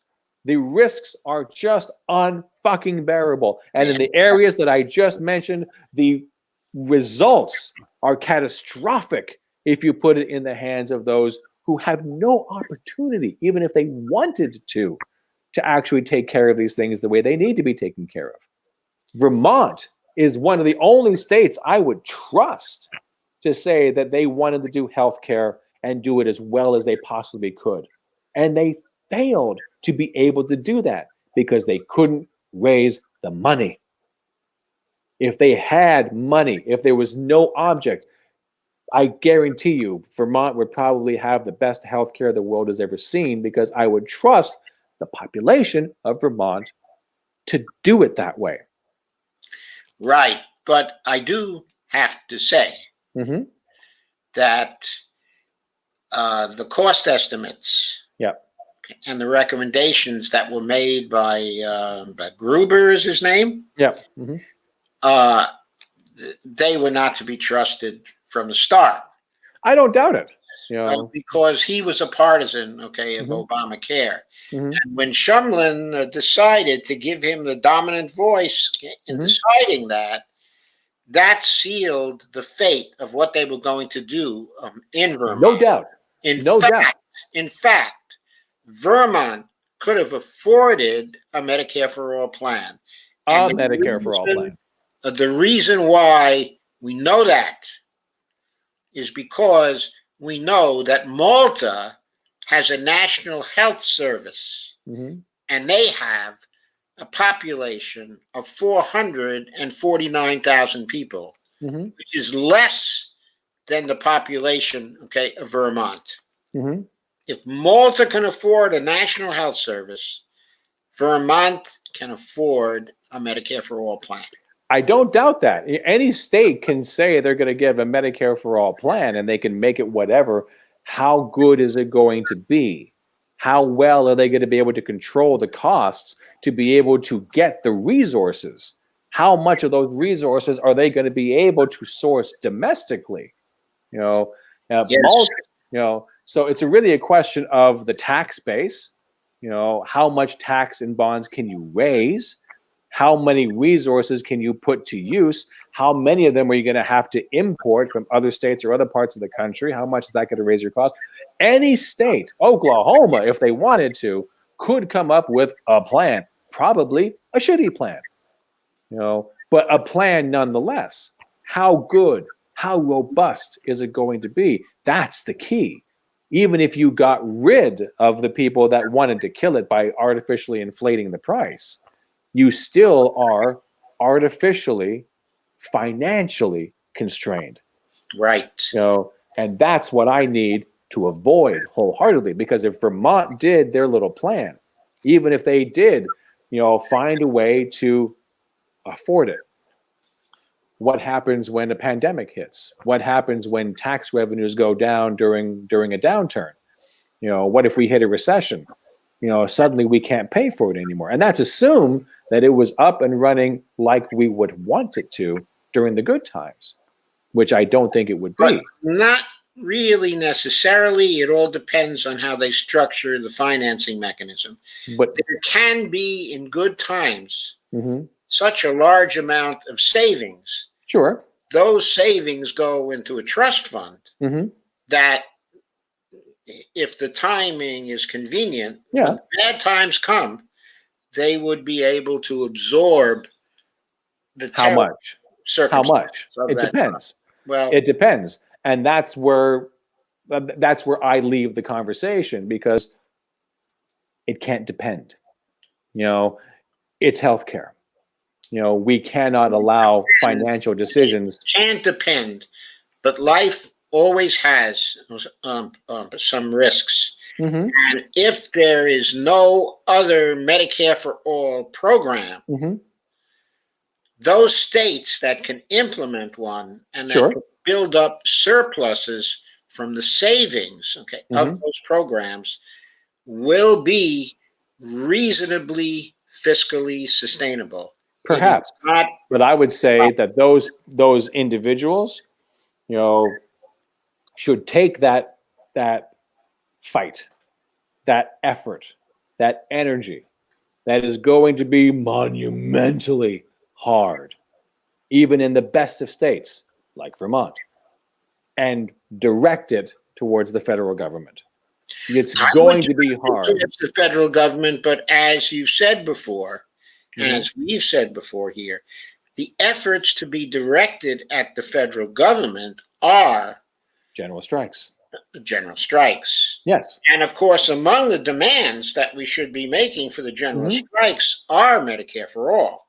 And a Green New Deal. I was actually talking with Lana Day earlier today. And With Lana Dell? Adele, what did I call her? Day? Oh my God. I'm sorry, Lana. I was thinking the Partridge Family, Susan Day. My apologies. But anyway, she was talking about the need to make the demands cohesive, much in the same way that Occupy Wall Street was not. They started off simple, and then it just got co-opted by all kinds of different interests, and by the end, it was a mess. And so she was talking about maybe having a general strike that had, maybe just 10 things that we were demanding. And my point to her was, that's good. But when she was talking about all the competing different demands that might show up, we might be better off having not just one general strike, but several. So we have, like you were talking about before, with different industries at different times. This general strike is for Medicare for all and a Green New Deal, the two most vital, life-saving issues on the plate right now because of the catastrophic death toll of not doing both. Yes. And so we have that. And it's just two demands, just two. And as that one progresses, we either win or we lose, or whatever. But maybe if we're losing power, another one, shows up elsewhere. And that one is for labor rights, and a federal job guarantee and, whatever else. So we stagger all these things, each one only asking for certain things. Not a whole cacophony in one, each one individualized. There is one thing we have to have, and I think we have to do quickly. Mm-hmm. And that is getting money out of Yes. politics. How do Hell we do yes. that? How do we do that? The way we do that, of course, we demand that as a general demand. Yes. But when it comes to the specifics, we demand that they pass new campaign finance laws Mm-hmm. that have particular specifications. Yeah. And one of those specifications has to be the exceptions clause of Article 3, Section 2 of the Constitution. Mm-hmm. So the Supreme Court is dealt out. Yes, I couldn't agree more. Say about it. Yeah, 100%. They must have nothing to say about it. That has to be a demand from the general strike. And you and Tom Hartman are my mentors on that particular issue, because I admit, I was right up there with but the Supreme Court, but the Supreme Court. Well, fuck it. Article 3 of the Constitution tells us everything we need to do, to neuter the courts if necessary. Yes, neuter the courts. And by the way, judicial review by the Supreme Court is not in the Constitution. Yeah.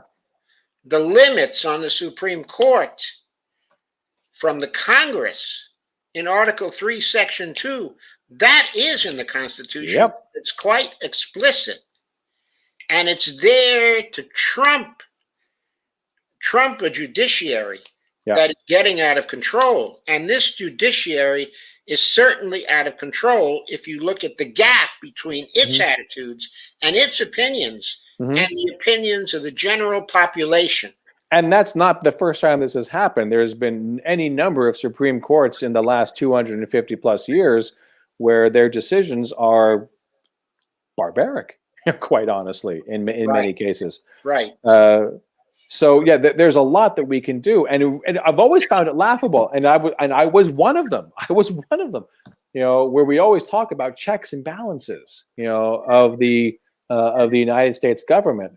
But in every conversation I would have had prior to understanding about Article 3, before you and Tom Hartman opened my eyes, Congress is checked, the president is checked, but no one ever thinks about the check that we have on the Supreme Court. The Supreme Court, by its very name, elicits, this vision of, complete, utter dominance, the end of the road, the Supreme Court, but it has its own check.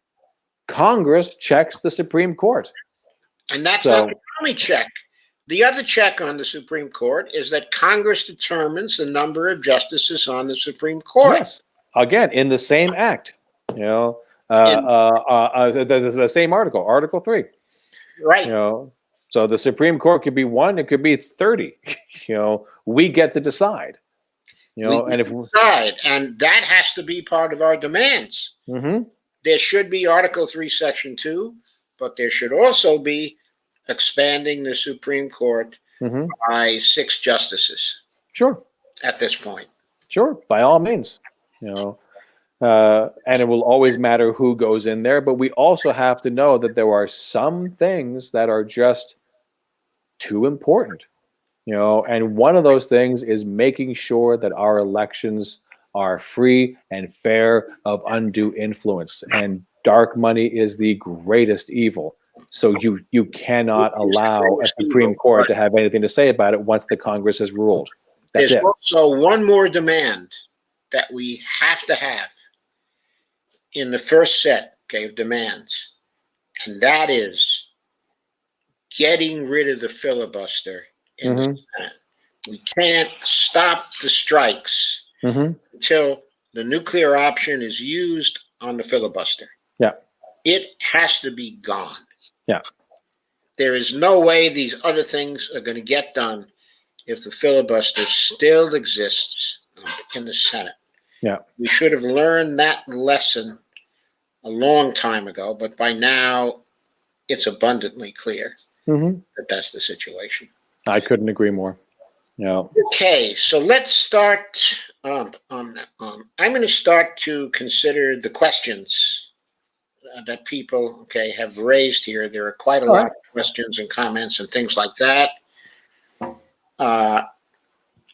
Anyway, roughly at 9:21, Kay says he needs to pass the voting rights bill. Well, I think we certainly agree. We've certainly stated we agree on that. Steve Fulbrand says, well, California's extended the moratorium to September 30th, and they have a program to make landlords and tenants whole. Will it work? Question mark. Are they doing it with the federal funds that have been tied up by the states, or are they going to do it on their own? That's a very good question. Steve? Steve, that's a very good question. Have you got an answer?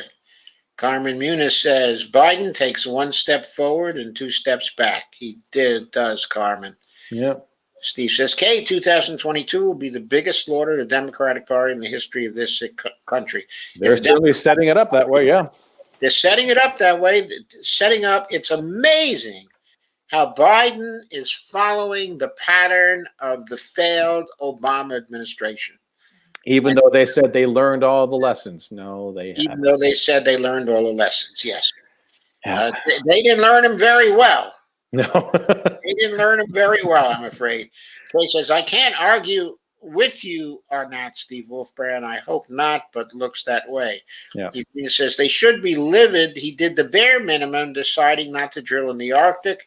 But what about the continental U.S.? Nothing to write home about. Carmen says, yet Biden fucked around and found out. Kay says, I can't vote GOP, though. Nobody asked you to vote GOP. There are other parties to vote for, though maybe not in Ohio. I noticed in Ohio, there are no other parties. Kay, when are you going to move out of that crap place? Quite honestly, that comment is everything that's wrong with the way we view political engagement.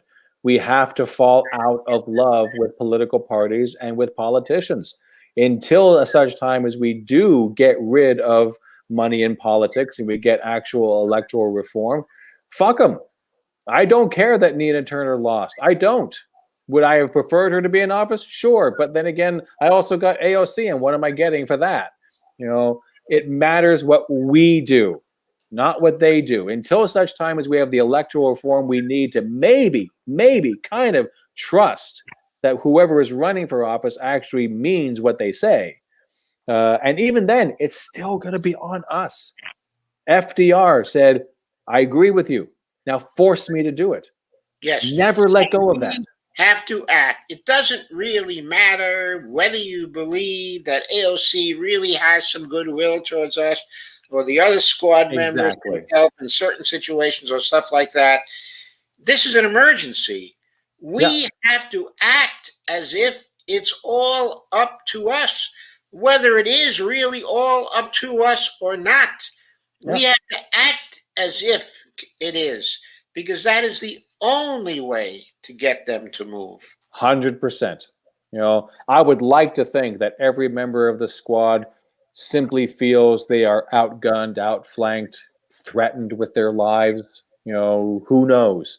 But You that know, but at the end of the is bullshit, and the reason why it's bullshit is they have 8 people that are either members of the squad Mhm. or beholden to the squad right now. Yeah. That is enough people. That doesn't count Jayapal and Ro Khanna and Jamie Raskin Mhm. and some other fairly good people who were there.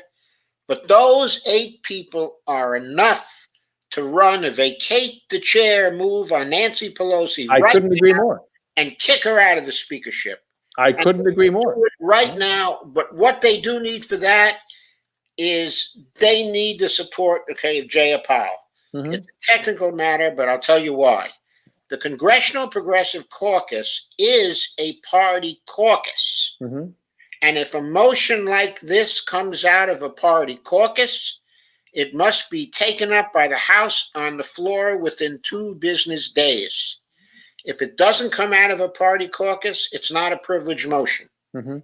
And that means Nancy Pelosi can pigeonhole it and allow it to die, in one of the committees. But she can't get a privilege motion to die. Mhm. And that's why it's important for Jayapal to be part of this. But if Jayapal is part of this, they can get Nancy Pelosi out of there tomorrow. And it's important that they do. Well, Because when you say that they need to support Jayapal, I would reply Jayapal needs to support Jayapal because when she was co-chair of the I'm not healthcare, saying, that we have to support Jayapal. I'm saying Jayapal has to support the squad. yeah, exactly. Because I don't trust Jayapal. You know, when she was heading the healthcare section of the Unity Commission, she didn't even bring Medicare for all up. You know, as something they would put on the demand. Didn't even ask. It wasn't even part of the discussion. It's your bill. It's your signature bill. Yes, it was her And signature bill. and you're not even asking, which tells me her commitment is shit. She pre-compromised with Biden from the start because she figured that was going to be divisive because Biden had already said he was never going to support, a Medicare for all bill. She still had to shove it in his face. Absolutely. She didn't have the guts to do it. Absolutely. I mean, it's one thing to say you're going to be divisive before the election. It's another thing to say you're going to be divisive after the election. What the fuck are we unifying over? It matters what we unify over. And if you're unifying over a person, you're unifying over the wrong thing. Over a party, you're unifying over the wrong thing. It has to be a policy. The one thing that could actually unite us is a policy that we all agree is going to save lives. And 80% of Democrats agree. And the majority of Republicans and independents also agree. So unite around that. And anyone that doesn't, it's not us that have to unite with them. They have to unite with us. Okay, Steve says Democrats lose both houses of Congress in 2022. Biden has Alzheimer's and won't be able to appoint a SCOTUS or do anything really. Kamala couldn't win an election to save her life, but dark days ahead. Yeah, maybe, but that's only going to be dark if we do nothing. Yeah, that's an argument for us to take things in our hands. Yes. And do the general strikes. The days will be dark when we do nothing. If we let events play out without our interference, yes, there will be dark days. Or we try to play these electoral games without a party structure that allows the electoral games to be played. Exactly. And that's what we've got. The party structure doesn't really allow us to affect the parties, and we're seeing proof of that all over the place. Every day. We saw it to some degree in the results in 2020. We've seen it again in Nina Turner's defeat. It just underlines that we don't have the structure that we need to exert the influence that we need to exert to move this system. So we have to go another way. The general strike way is the other way. Yeah. Ghostart says, what had happened to G-Dub? I guess G-Dub is George W. I'm not sure. Evelyn says, I agree. One good thing, though, the dinosaurs will disappear. I thought the dinosaurs had disappeared. I think you're speaking figuratively. I suppose by dinosaurs you mean Chuck Schumer, Joe Biden, Nancy Pelosi, and company.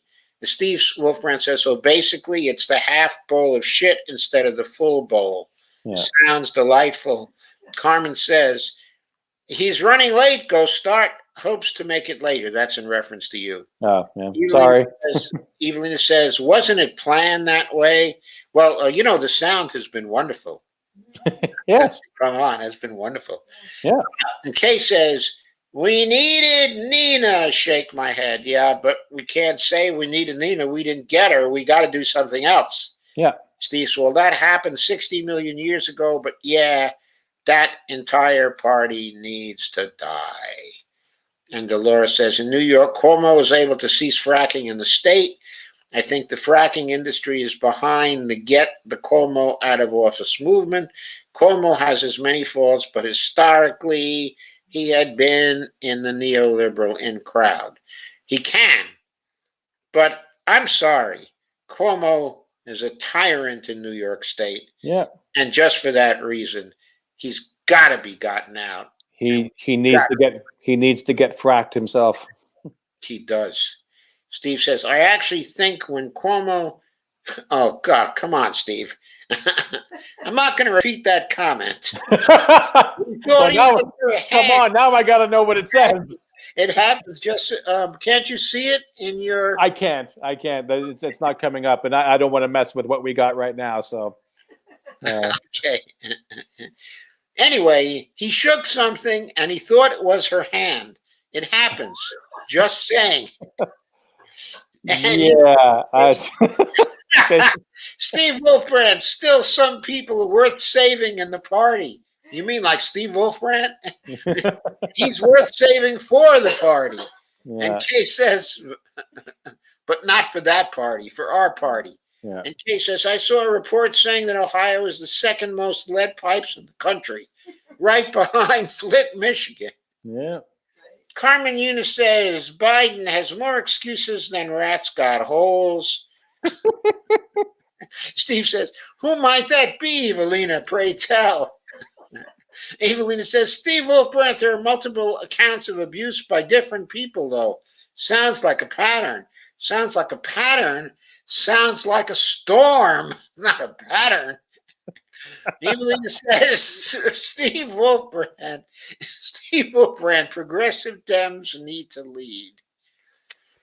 And Lana says, okay, I am back. I think she meant to say I am back. But anyway, Ghost starts, and she says back later. I am vaxxed. New Ben and Jerry's flavor, double dipshit denial. And Ghost God says, oh, I see. Thanks, at Carmen Muniz. Okay, says, I saw a post from the Environmental Coffee House about the Gulf Stream collapsing soon, just like it did in the movie Day After Tomorrow. Oh, my God. That'll be fun. Yeah, then we'll be running to Mexico, and they'll be closing the border, so we can't get into Mexico. Carmen says, my pleasure, Ghost Start. Steve Wolfbrand says, yes, the movement is extremely split. Most are giving up on the entire electoral rigged system and calling for direct action in the streets. Good. Others still work to try to reform a corrupt corporate but Democratic Party. Well, hopefully, if we can get the general strike movement running, the ones that are going the corporate route will jump ship. Especially if our movement starts to pick up traction. Yeah, right. Or maybe the ones that are trying to reform the corrupt corporate Democratic Party might gain some traction out of sheer fear of the general strikes. Hey, however we get there, we get there. I don't give a shit. Me As neither. long as we get there. I don't give a shit either. Yeah. Go Start says DNC cigars. Go Start says backroom BS. Yeah. George Alexander Campbell says oust Pelosi. Couldn't agree more. Carmen Muna says Delta Plus. Oh, there's a mutation off of Delta called Delta Plus. What are the Actually, that sounds familiar. I'd have to check my email when I get to work tomorrow. what are the characteristics of Delta Plus, Carmen? Evelyn says that affects the Northern Hemisphere first and foremost. Isn't that true? Kay says, I love FB, Joe. I hate FBK. One of the most important reasons I'm on FB now is the fact that you love FBK.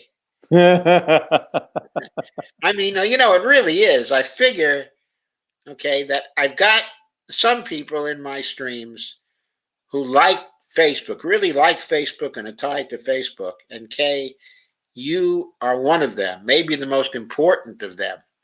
Steve Wolfbrand says, I am not going to YouTube. I don't want to be anywhere near that person. Kay says, I'd have to go back and look again, but I think so, Evelina. Evelina says, does doing one cancel the other? It shouldn't. Well, it's a question of effort. It may not cancel the other, but if we do the general strikes, it's going to be terribly consuming, of effort. Now, it is true that humans are capable of doing more than one thing, at the same time. And I think you're probably talking about the state level Medicare for All efforts. There will be people available to work on the state level Medicare for All effort. Mm-hmm. It's just in the nature of the case. Yeah. Dolores says Cuomo is part of the in crowd. Complaints were swept under the rug for years until the day came when the neoliberal establishment decided they wanted to replace the Cuomo. Well, I see the trigger coming from Letitia James, who isn't part of the neoliberal establishment. So that's the pressure that's hit Cuomo at this time. I mean, she's come up with a claim that Cuomo is guilty of violating laws. That is the motivation. Yes, the neoliberal establishment has decided now that they want to throw him under the bus. But they wouldn't have wanted to throw him under the bus except for Letitia James. They would have gone right on papering it over. Hey, Sandy Degg, how you doing? I think that's Sandra D is probably Sandy Degg. Hello, Sandy. If that is you, welcome. Evelina says, Dolores Pierce, isn't that the truth? Exactly, D. And Carmen says, hi, Sandra. And Sandra says, hi, Carmen. Steve says, Fredo, never go against the family. Don't go fishing on that lake, Fredo. And quotes from The Godfather. The Godfather, yeah. And Carmen says, oh, that's from The Godfather too? Two. Okay, I'm not that familiar with The Godfather. I was never taken with the Godfather movies. Carmen, did not like The Godfather. Carmen says, DeSantis said COVID rescue money is tied up in his plans. In fact, when they started calling him Fredo, I didn't even know what they were talking about. COVID rescue money is tied up in his plans, so no rental assistance and no vaccine initiative. Probably true. The Death Santis is probably going to do that. And Dolores says, welcome, Jeff. Carmen says, thanks for coming, Geoffrey. Sandra Degg says, yay. Steve Wolfbrand said, who is this? I don't know. Carmen says, double yay. And Kay says, hi, Jeff. Carmen says, how's your family, Jeff? I'm so happy that you're all right. And Ghost says, hashtag General Strike. Carmen says, yeah, progressive strikes, not pragmatic progressive platitudes. Yeah, good, Carmen. Right on the money, Carmen. Right on the money. Ghost says, hashtag tag mutual aid. Yes. Steve Wolfbrand said, I think boycotts are better than strikes. The American people won't strike. They can't afford to lose work. That's Well, why you need mutual aid. that's why you need to have the mutual aid, but also the strikes may not be by the people in that industry. For Yeah. example, if you want to shut down the trucks, that doesn't have to happen through strikes from the truck drivers necessarily. There Mhm. are other ways to shut down the trucks. So, Carmen says, didn't the top union guy today or yesterday? Yeah, Richard Trumka died. Yeah. I Right. should also point out that when we said that Americans don't want to strike, he's not wrong. He's also not wholly right. Nurses are going on strike in Boston. We had the largest teacher strike, in West Virginia that Virginia, we extended have to the Amazon strikes. exactly. It is at the very least struggling to get off the ground, but it's also successful in a lot of instances. And the struggle to get it off the ground shows that there was interest in doing it. We simply need to feed that interest. We need to make sure that people understand that it's possible, on top of its terrible necessity. And Steve Wolfbrand says, Frito-Lay folded pretty quick when the boycotts started getting attention. Yeah. I'm not saying that boycotts aren't good. I'm simply saying probably not going to be where we need to go. Yeah, we also have to examine the legal aspects, okay, Mhm. boycotts also. Well, yeah, since it's become illegal to boycott Israel, so. But yeah, it's also illegal to strike. We have to understand that there is the palpable difference between what is legal and what is moral. Because what is legal is only legal because people who are in positions of power, however they got there, Laws, make it legal. right. And the laws that are legal Or are they make it suppressed. illegal. Yeah, And just because they make it illegal, but doesn't mean that what you want to do is not the right thing to do in that absolutely. You situation. simply have to recognize the dangers of going against what is legal versus illegal and having a plan. You got to have a plan. If you just simply strike and that's all you do, yeah, I agree. You're rolling the dice in a big way. It's going to be good. It's going to be bad, and you're going to be smashed. Yeah. But if you have a plan to hit back Mhm. in certain ways, then you might well be able to handle it. Yeah. And having said that, even if we do have wildcat strikes, and we do have wildcat strikes in this country. And for those that don't know, a wildcat strike is one that just happens. It's not planned. People just spontaneously do it. If you support them, in whatever way you can, then they can be more successful than they would have normally been.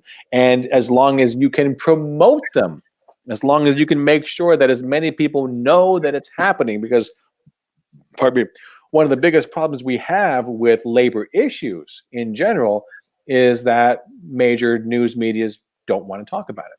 Like I said, 5 media corporations own 90% of the media. 9 corporations own 5%. 5 corporations own 90% of the media. It's not in their best interest to highlight labor issues. It's not in their best interest to highlight marches. It's not in their best interest to highlight protests or strikes. They don't want to do it. It's not in their interest. And they don't highlight it. What they normally do is just, let it go unreported. Yeah. Very, very small items. Hardly any attention given to it at all. They try to suppress it. Absolutely. And if you look at their coverage of other countries, if it happens in a country that the powers that be don't like, strikers are terrorists. And if it happens in a country that we do like, strikers are righteous. But it's never going to be something they're going to cover here. Absolutely.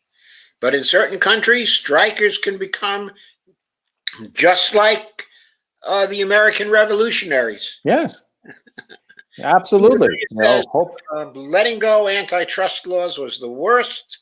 Were we even aware? Yeah. The antitrust laws are still there. They're just not enforced. Right. Yep. You didn't let go of them. There's always an exception. There's always an exception. I mean, just just for fuck's sake, I can't remember what his name is right now. The Department of Defense, Secretary of Defense, was a soldier 5 seconds ago. But he's technically been a private citizen for what, I think 5 years, and you have to be a private citizen for 10 or 15 years or a longer period of time. So they made an exception. They made an exception. The Because guy of you're his. thinking of is Lloyd Austin. Yeah. Lloyd, thank you very much. I can't remember his name, but I can remember the circumstances. But it's the same thing. You always come up with an exception. No, this bank cannot merge with this investment bank. It's wrong, but we'll make an exception. Yes. And that becomes precedent. From now on, this investment bank is going to be a regular commercial bank that we can give aid to. It's absolutely fundamentally ridiculous, which is why you have, the Patriot Act, for example, which everyone on the left hated. And we wanted John Kerry in there to get rid of it. And then we wanted Barack Obama. Barack Obama will clearly get rid of the Patriot Act, except he didn't. Because no one gives up power, not willingly. You have to force them. And that's exactly why Biden still has the Patriot Act. Yeah. But now there are movements in Congress to finally get rid of it. Well, we'll see. We'll see where they go. 20 years later. We will see where they go because, of course, that has to get through the filibuster. Yeah. And quite honestly, if they ever successfully do it under the current circumstances, not because we force them, if they do it on their own, the way that my head is thinking these days about the powers that be and the oligarchs and the things that they've done, I would be more motivated to believe they got rid of the Patriot Act. What's the underlying game? Do they already get everything they need? Do they have enough information? Do they already, do they actually enact it somewhere else, under the table? What's the actual end game? If it wasn't done through force, what's the actual end game? Do not trust them. Under their current iteration, the government cannot be trusted, but we need good, strong government. It just simply has to be under the right circumstances. Powers. Yes. And Carmen says, Geoff, don't you work in the healthcare field? I do. Absolutely. I do. Steve Wolfbrand says, this guy seems rather sane. Well, thank you, Steve. I'm glad you think that Geoff is sane. How is it you never ran into Geoff before? He's one of the only ones who thinks so. Even my wife can't say that. Steve says, suicide, overdose, medical errors, no medical insurance at all. It adds up. Yeah. Ghostar says, yes, he does. Kay says, sick care is designed to keep you sick. Yeah, I couldn't agree more. Says, the way we educate doctors has less to do with disease prevention or cure than it does with disease management. Yes. Where we excel in this country is in trauma care. And one of the reasons we excel at that is because we've had a major fucking war every 20 years since the founding of this country. And more and more and more, we are responsible for more war in this world than anyone else. So we get to know a lot about trauma and how to treat trauma. So if you're in a car accident, you're better off in this country than anywhere else. But if you have obesity, which can lead to hypertension, diabetes, you're better off in just about any other country, quite honestly. Yeah. So Kay says, Ohio used to be the best in the whole world in healthcare when it was nonprofit. She says, now we are 38th in the country. And by the way, Kay, the country is 38th in the world, roughly speaking. So you are 38th in a country that is 38th in the world. How cool is that? One of the things I mentioned, and I've been mentioning it a lot recently, when I did my my speech in front of one of the indivisible towns here in New Jersey, I had been compiling a list, of all the issues that we have yet to address at all, really, in any meaningful way.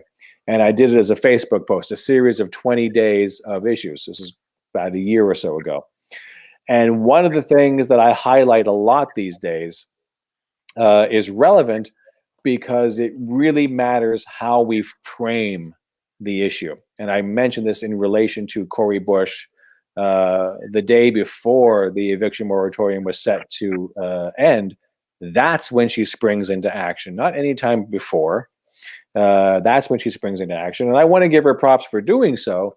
However, the ramifications for having done so, if it can be attributed to her actions, got the CDC under Biden to push it back 60 days. And people were falling over themselves, congratulating her, saying, we moved a mountain. Because Cori Bush says, we moved a mountain. And to me, the framing of the issue is critical because how you frame it is going to help shape the reaction of people who hear that message. So 60 days to me is not a mountain. That's a molehill. As someone who has been poor, as someone who has been homeless, I can tell you that the threat of it happening every day is catastrophic and has massive effects on your psyche. So to say that I am grateful that I don't have to leave my house now, but I might have to in 2 months, is not the relief you think it is. I'm not saying it's not relief. I'm saying it's not that great.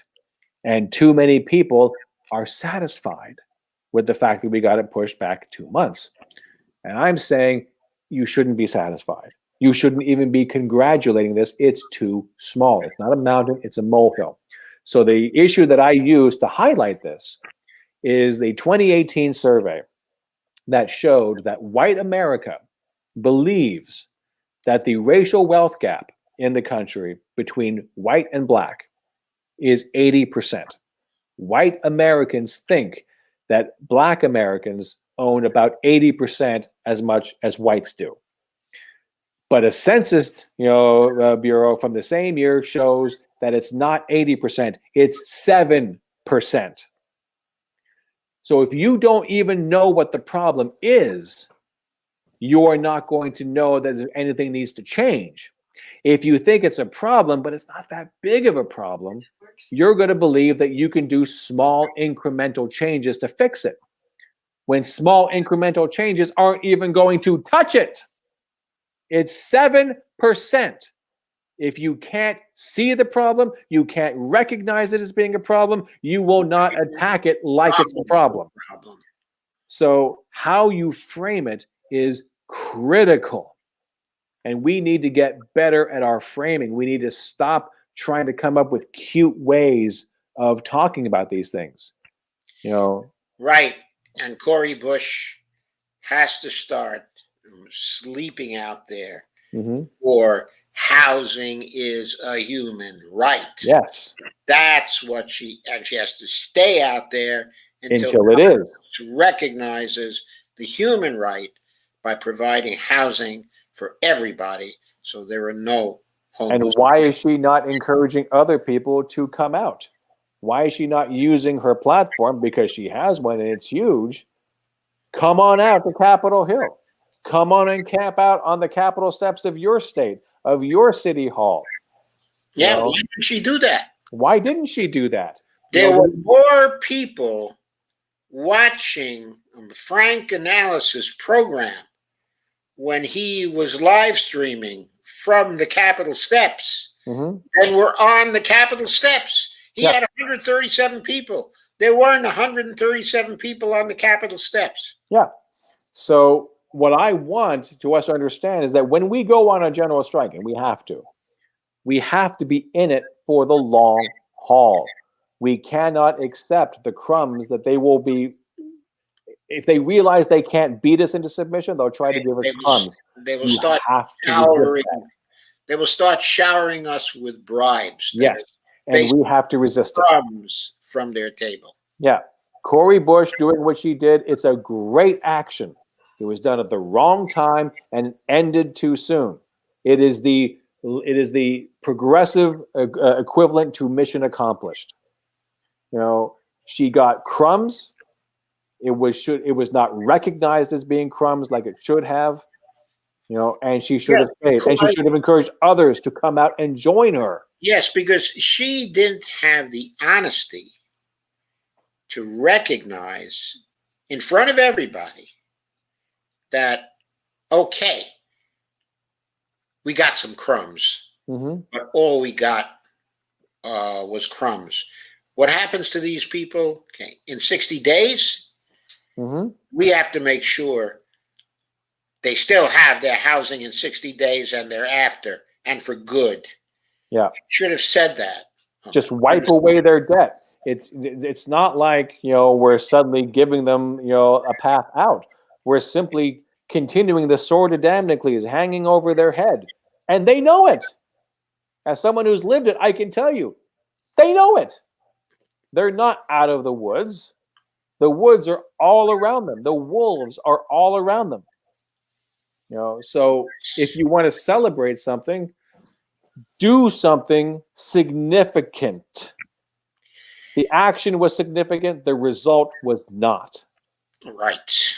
And so if anyone out there that's thinking that's me shitting on Cori Bush, you're completely missing the point. No, that's the truth.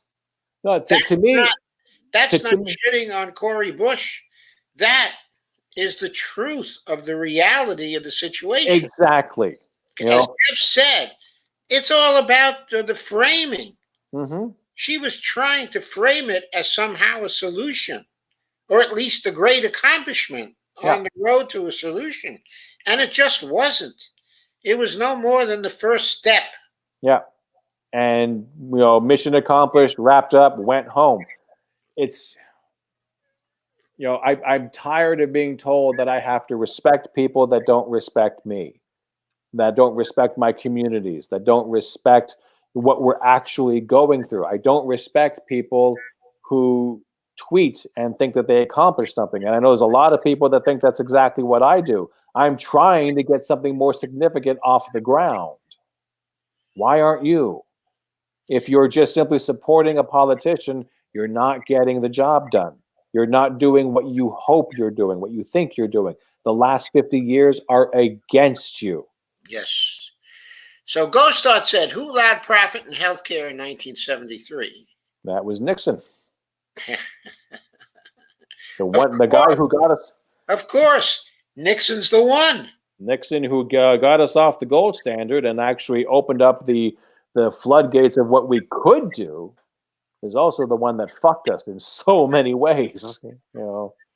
And don't get me wrong, he didn't get us off the gold standard to open up the floodgates of good things happening. The man is a dick beyond the colloquial use of his name. Right. Okay. And one of the ways he fucked us was that he appointed Lewis Powell to the Supreme Court. Powell memo. Thank you. Here, I wrote something that is going to be the blueprint of oppressing the entire nation, of the underprivileged and the poor. Oh, we have a seat on the Supreme Court for you. Right here, sir. Yes.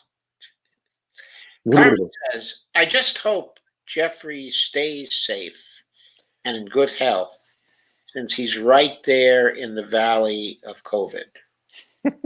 Yea, though I walk through the valley of COVID, I shall fear no virus, for I am the meanest son of a bitch in the valley.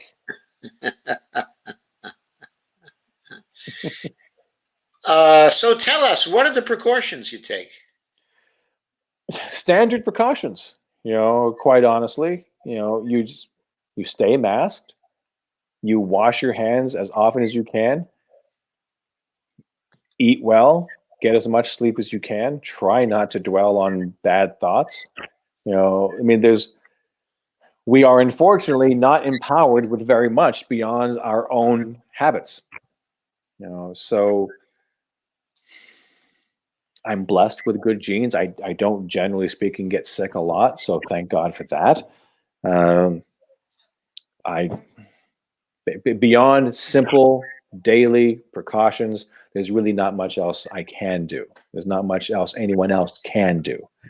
So wear a mask, wash your hands, and try not to worry so much, because there's a very real, scientifically proven correlation between your thoughts, and your physiology. It's Yeah. all one thing. They are not separate, which is why mental health care is health care, which is why dental health care is health care. These are all health care. Reproductive rights is health care.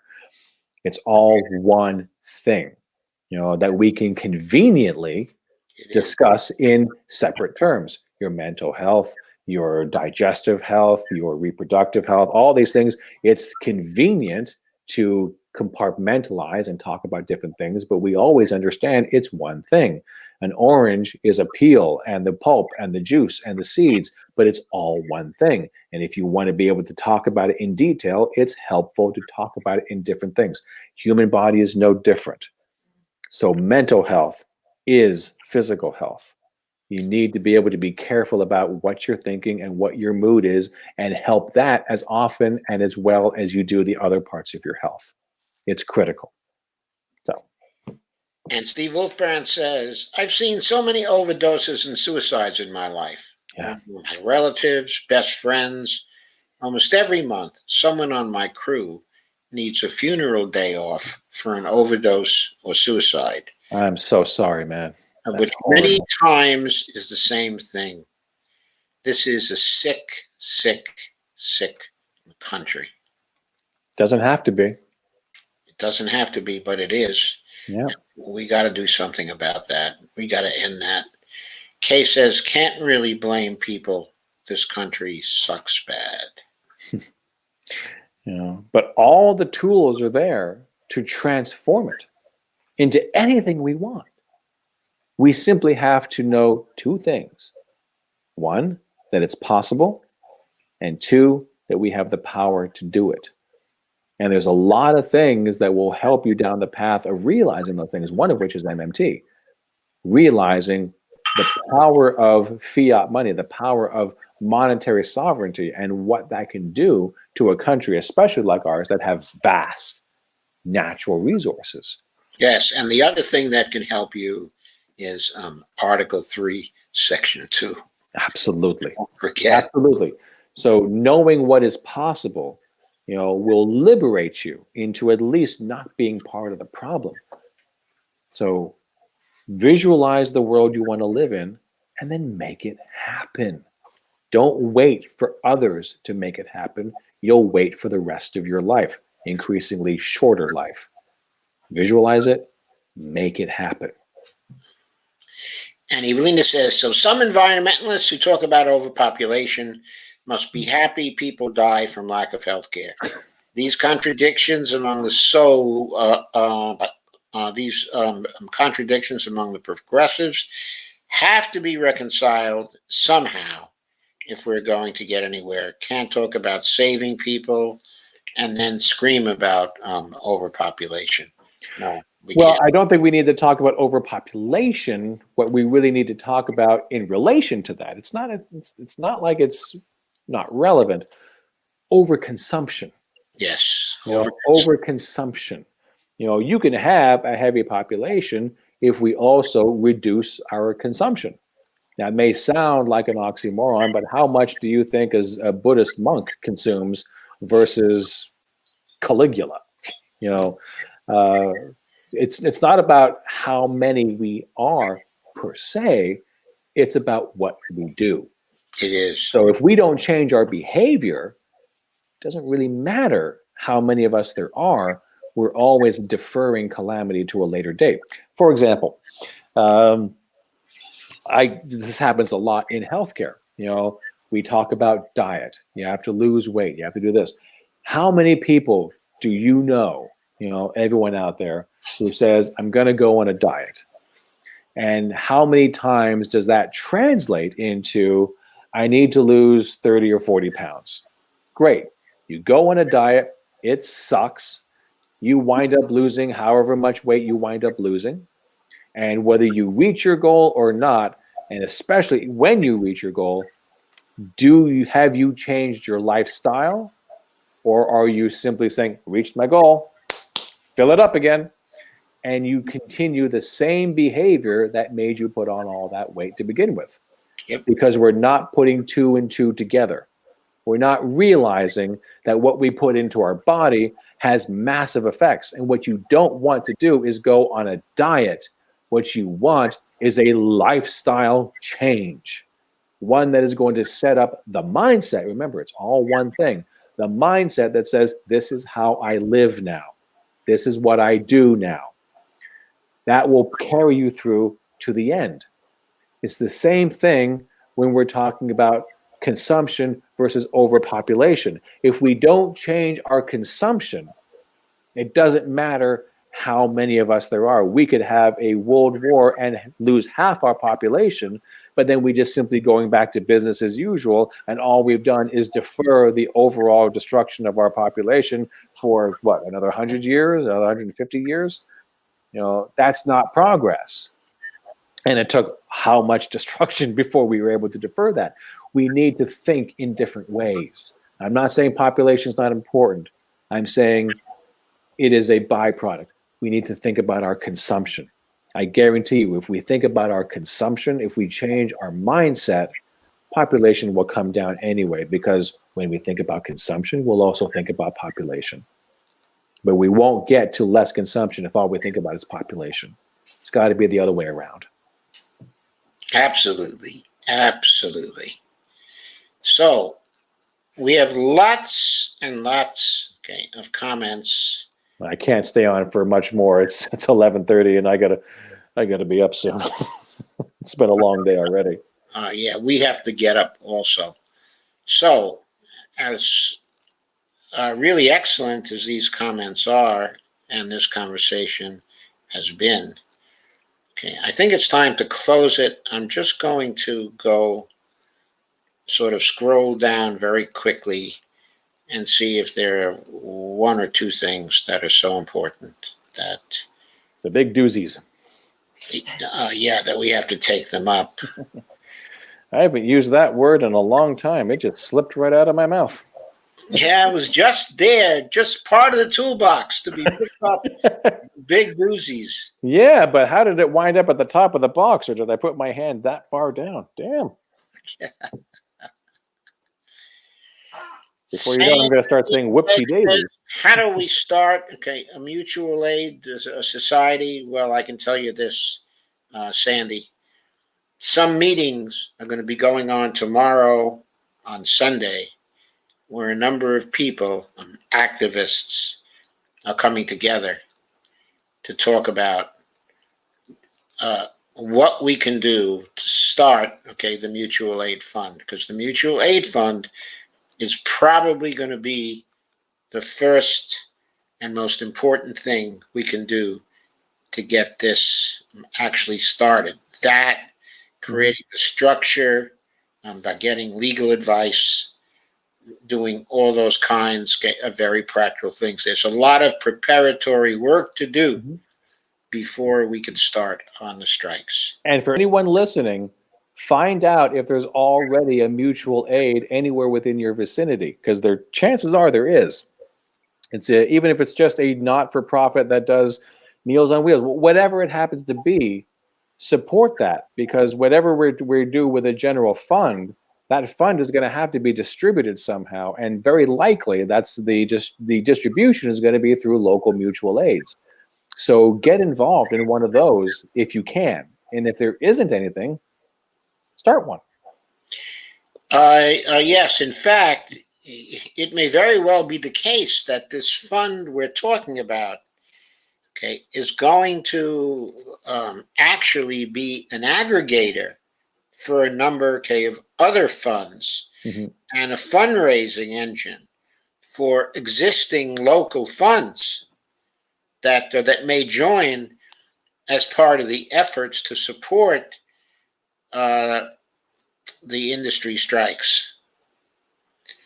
Of course, some of the mutual aid societies won't want to be part of this. Yeah, that's an unfortunate truth, but there are some of them that will want to be part of it. And so hopefully we'll be able to get a local structure from the get-go, or pretty much from the get-go. Yeah. I hope anyway for something like that to happen. Yeah. Of course, we have to see. Okay, so let's see. Okay, I think at this point, we're going to say goodnight. Okay, that Good okay? night, sweetheart. It's time to go. It's certainly time to say goodnight. Okay, so thank you all for coming, and thank you for staying. Oh, I should announce on Saturday, my guest is going to be Madeline Hoffman, who is running for governor in New Jersey on the Green Party ticket. And she will be coming here to talk about her recent trip to Colombia. She will be telling us what she found there. I understand she's found really many Colombians. interesting things on the ground. I'm sure she'll have a lot to say about the political situation there. And we really need to know about that because we need to know about what's happening with the pink tide in the Andes. There are still a few countries holding out of the pink tide. Mm-hmm. And one of them is Colombia.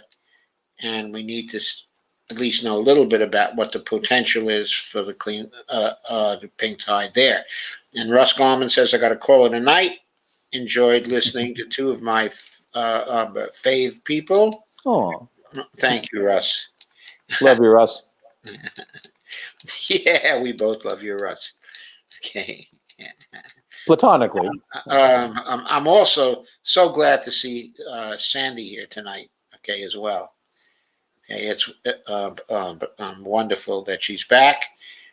Lana says, Steve W., so sorry about all the sadness and suicides from your circle. Yeah, that's terrible. Okay, Sandy says, thank you, Joe and Geoff. And again, thank you for coming back, Sandy. It's great to see you. Sorry I was late, everyone. And Carmen, but Dolores, thank you so much for coming, Geoff. I think I'll be seeing you again soon. Sooner than Is that a promise or a threat? It's both a threat and a promise. How's that? It's the promise of a threat. I ain't threatening anybody. Not directly. That anyway. kind of person. Yeah, not directly anyway, right? So Okay. Good night, everybody. Good night, guys. I'll see you on Saturday, folks. Thanks for having me, Joe. Oh, it was a great pleasure, Joe.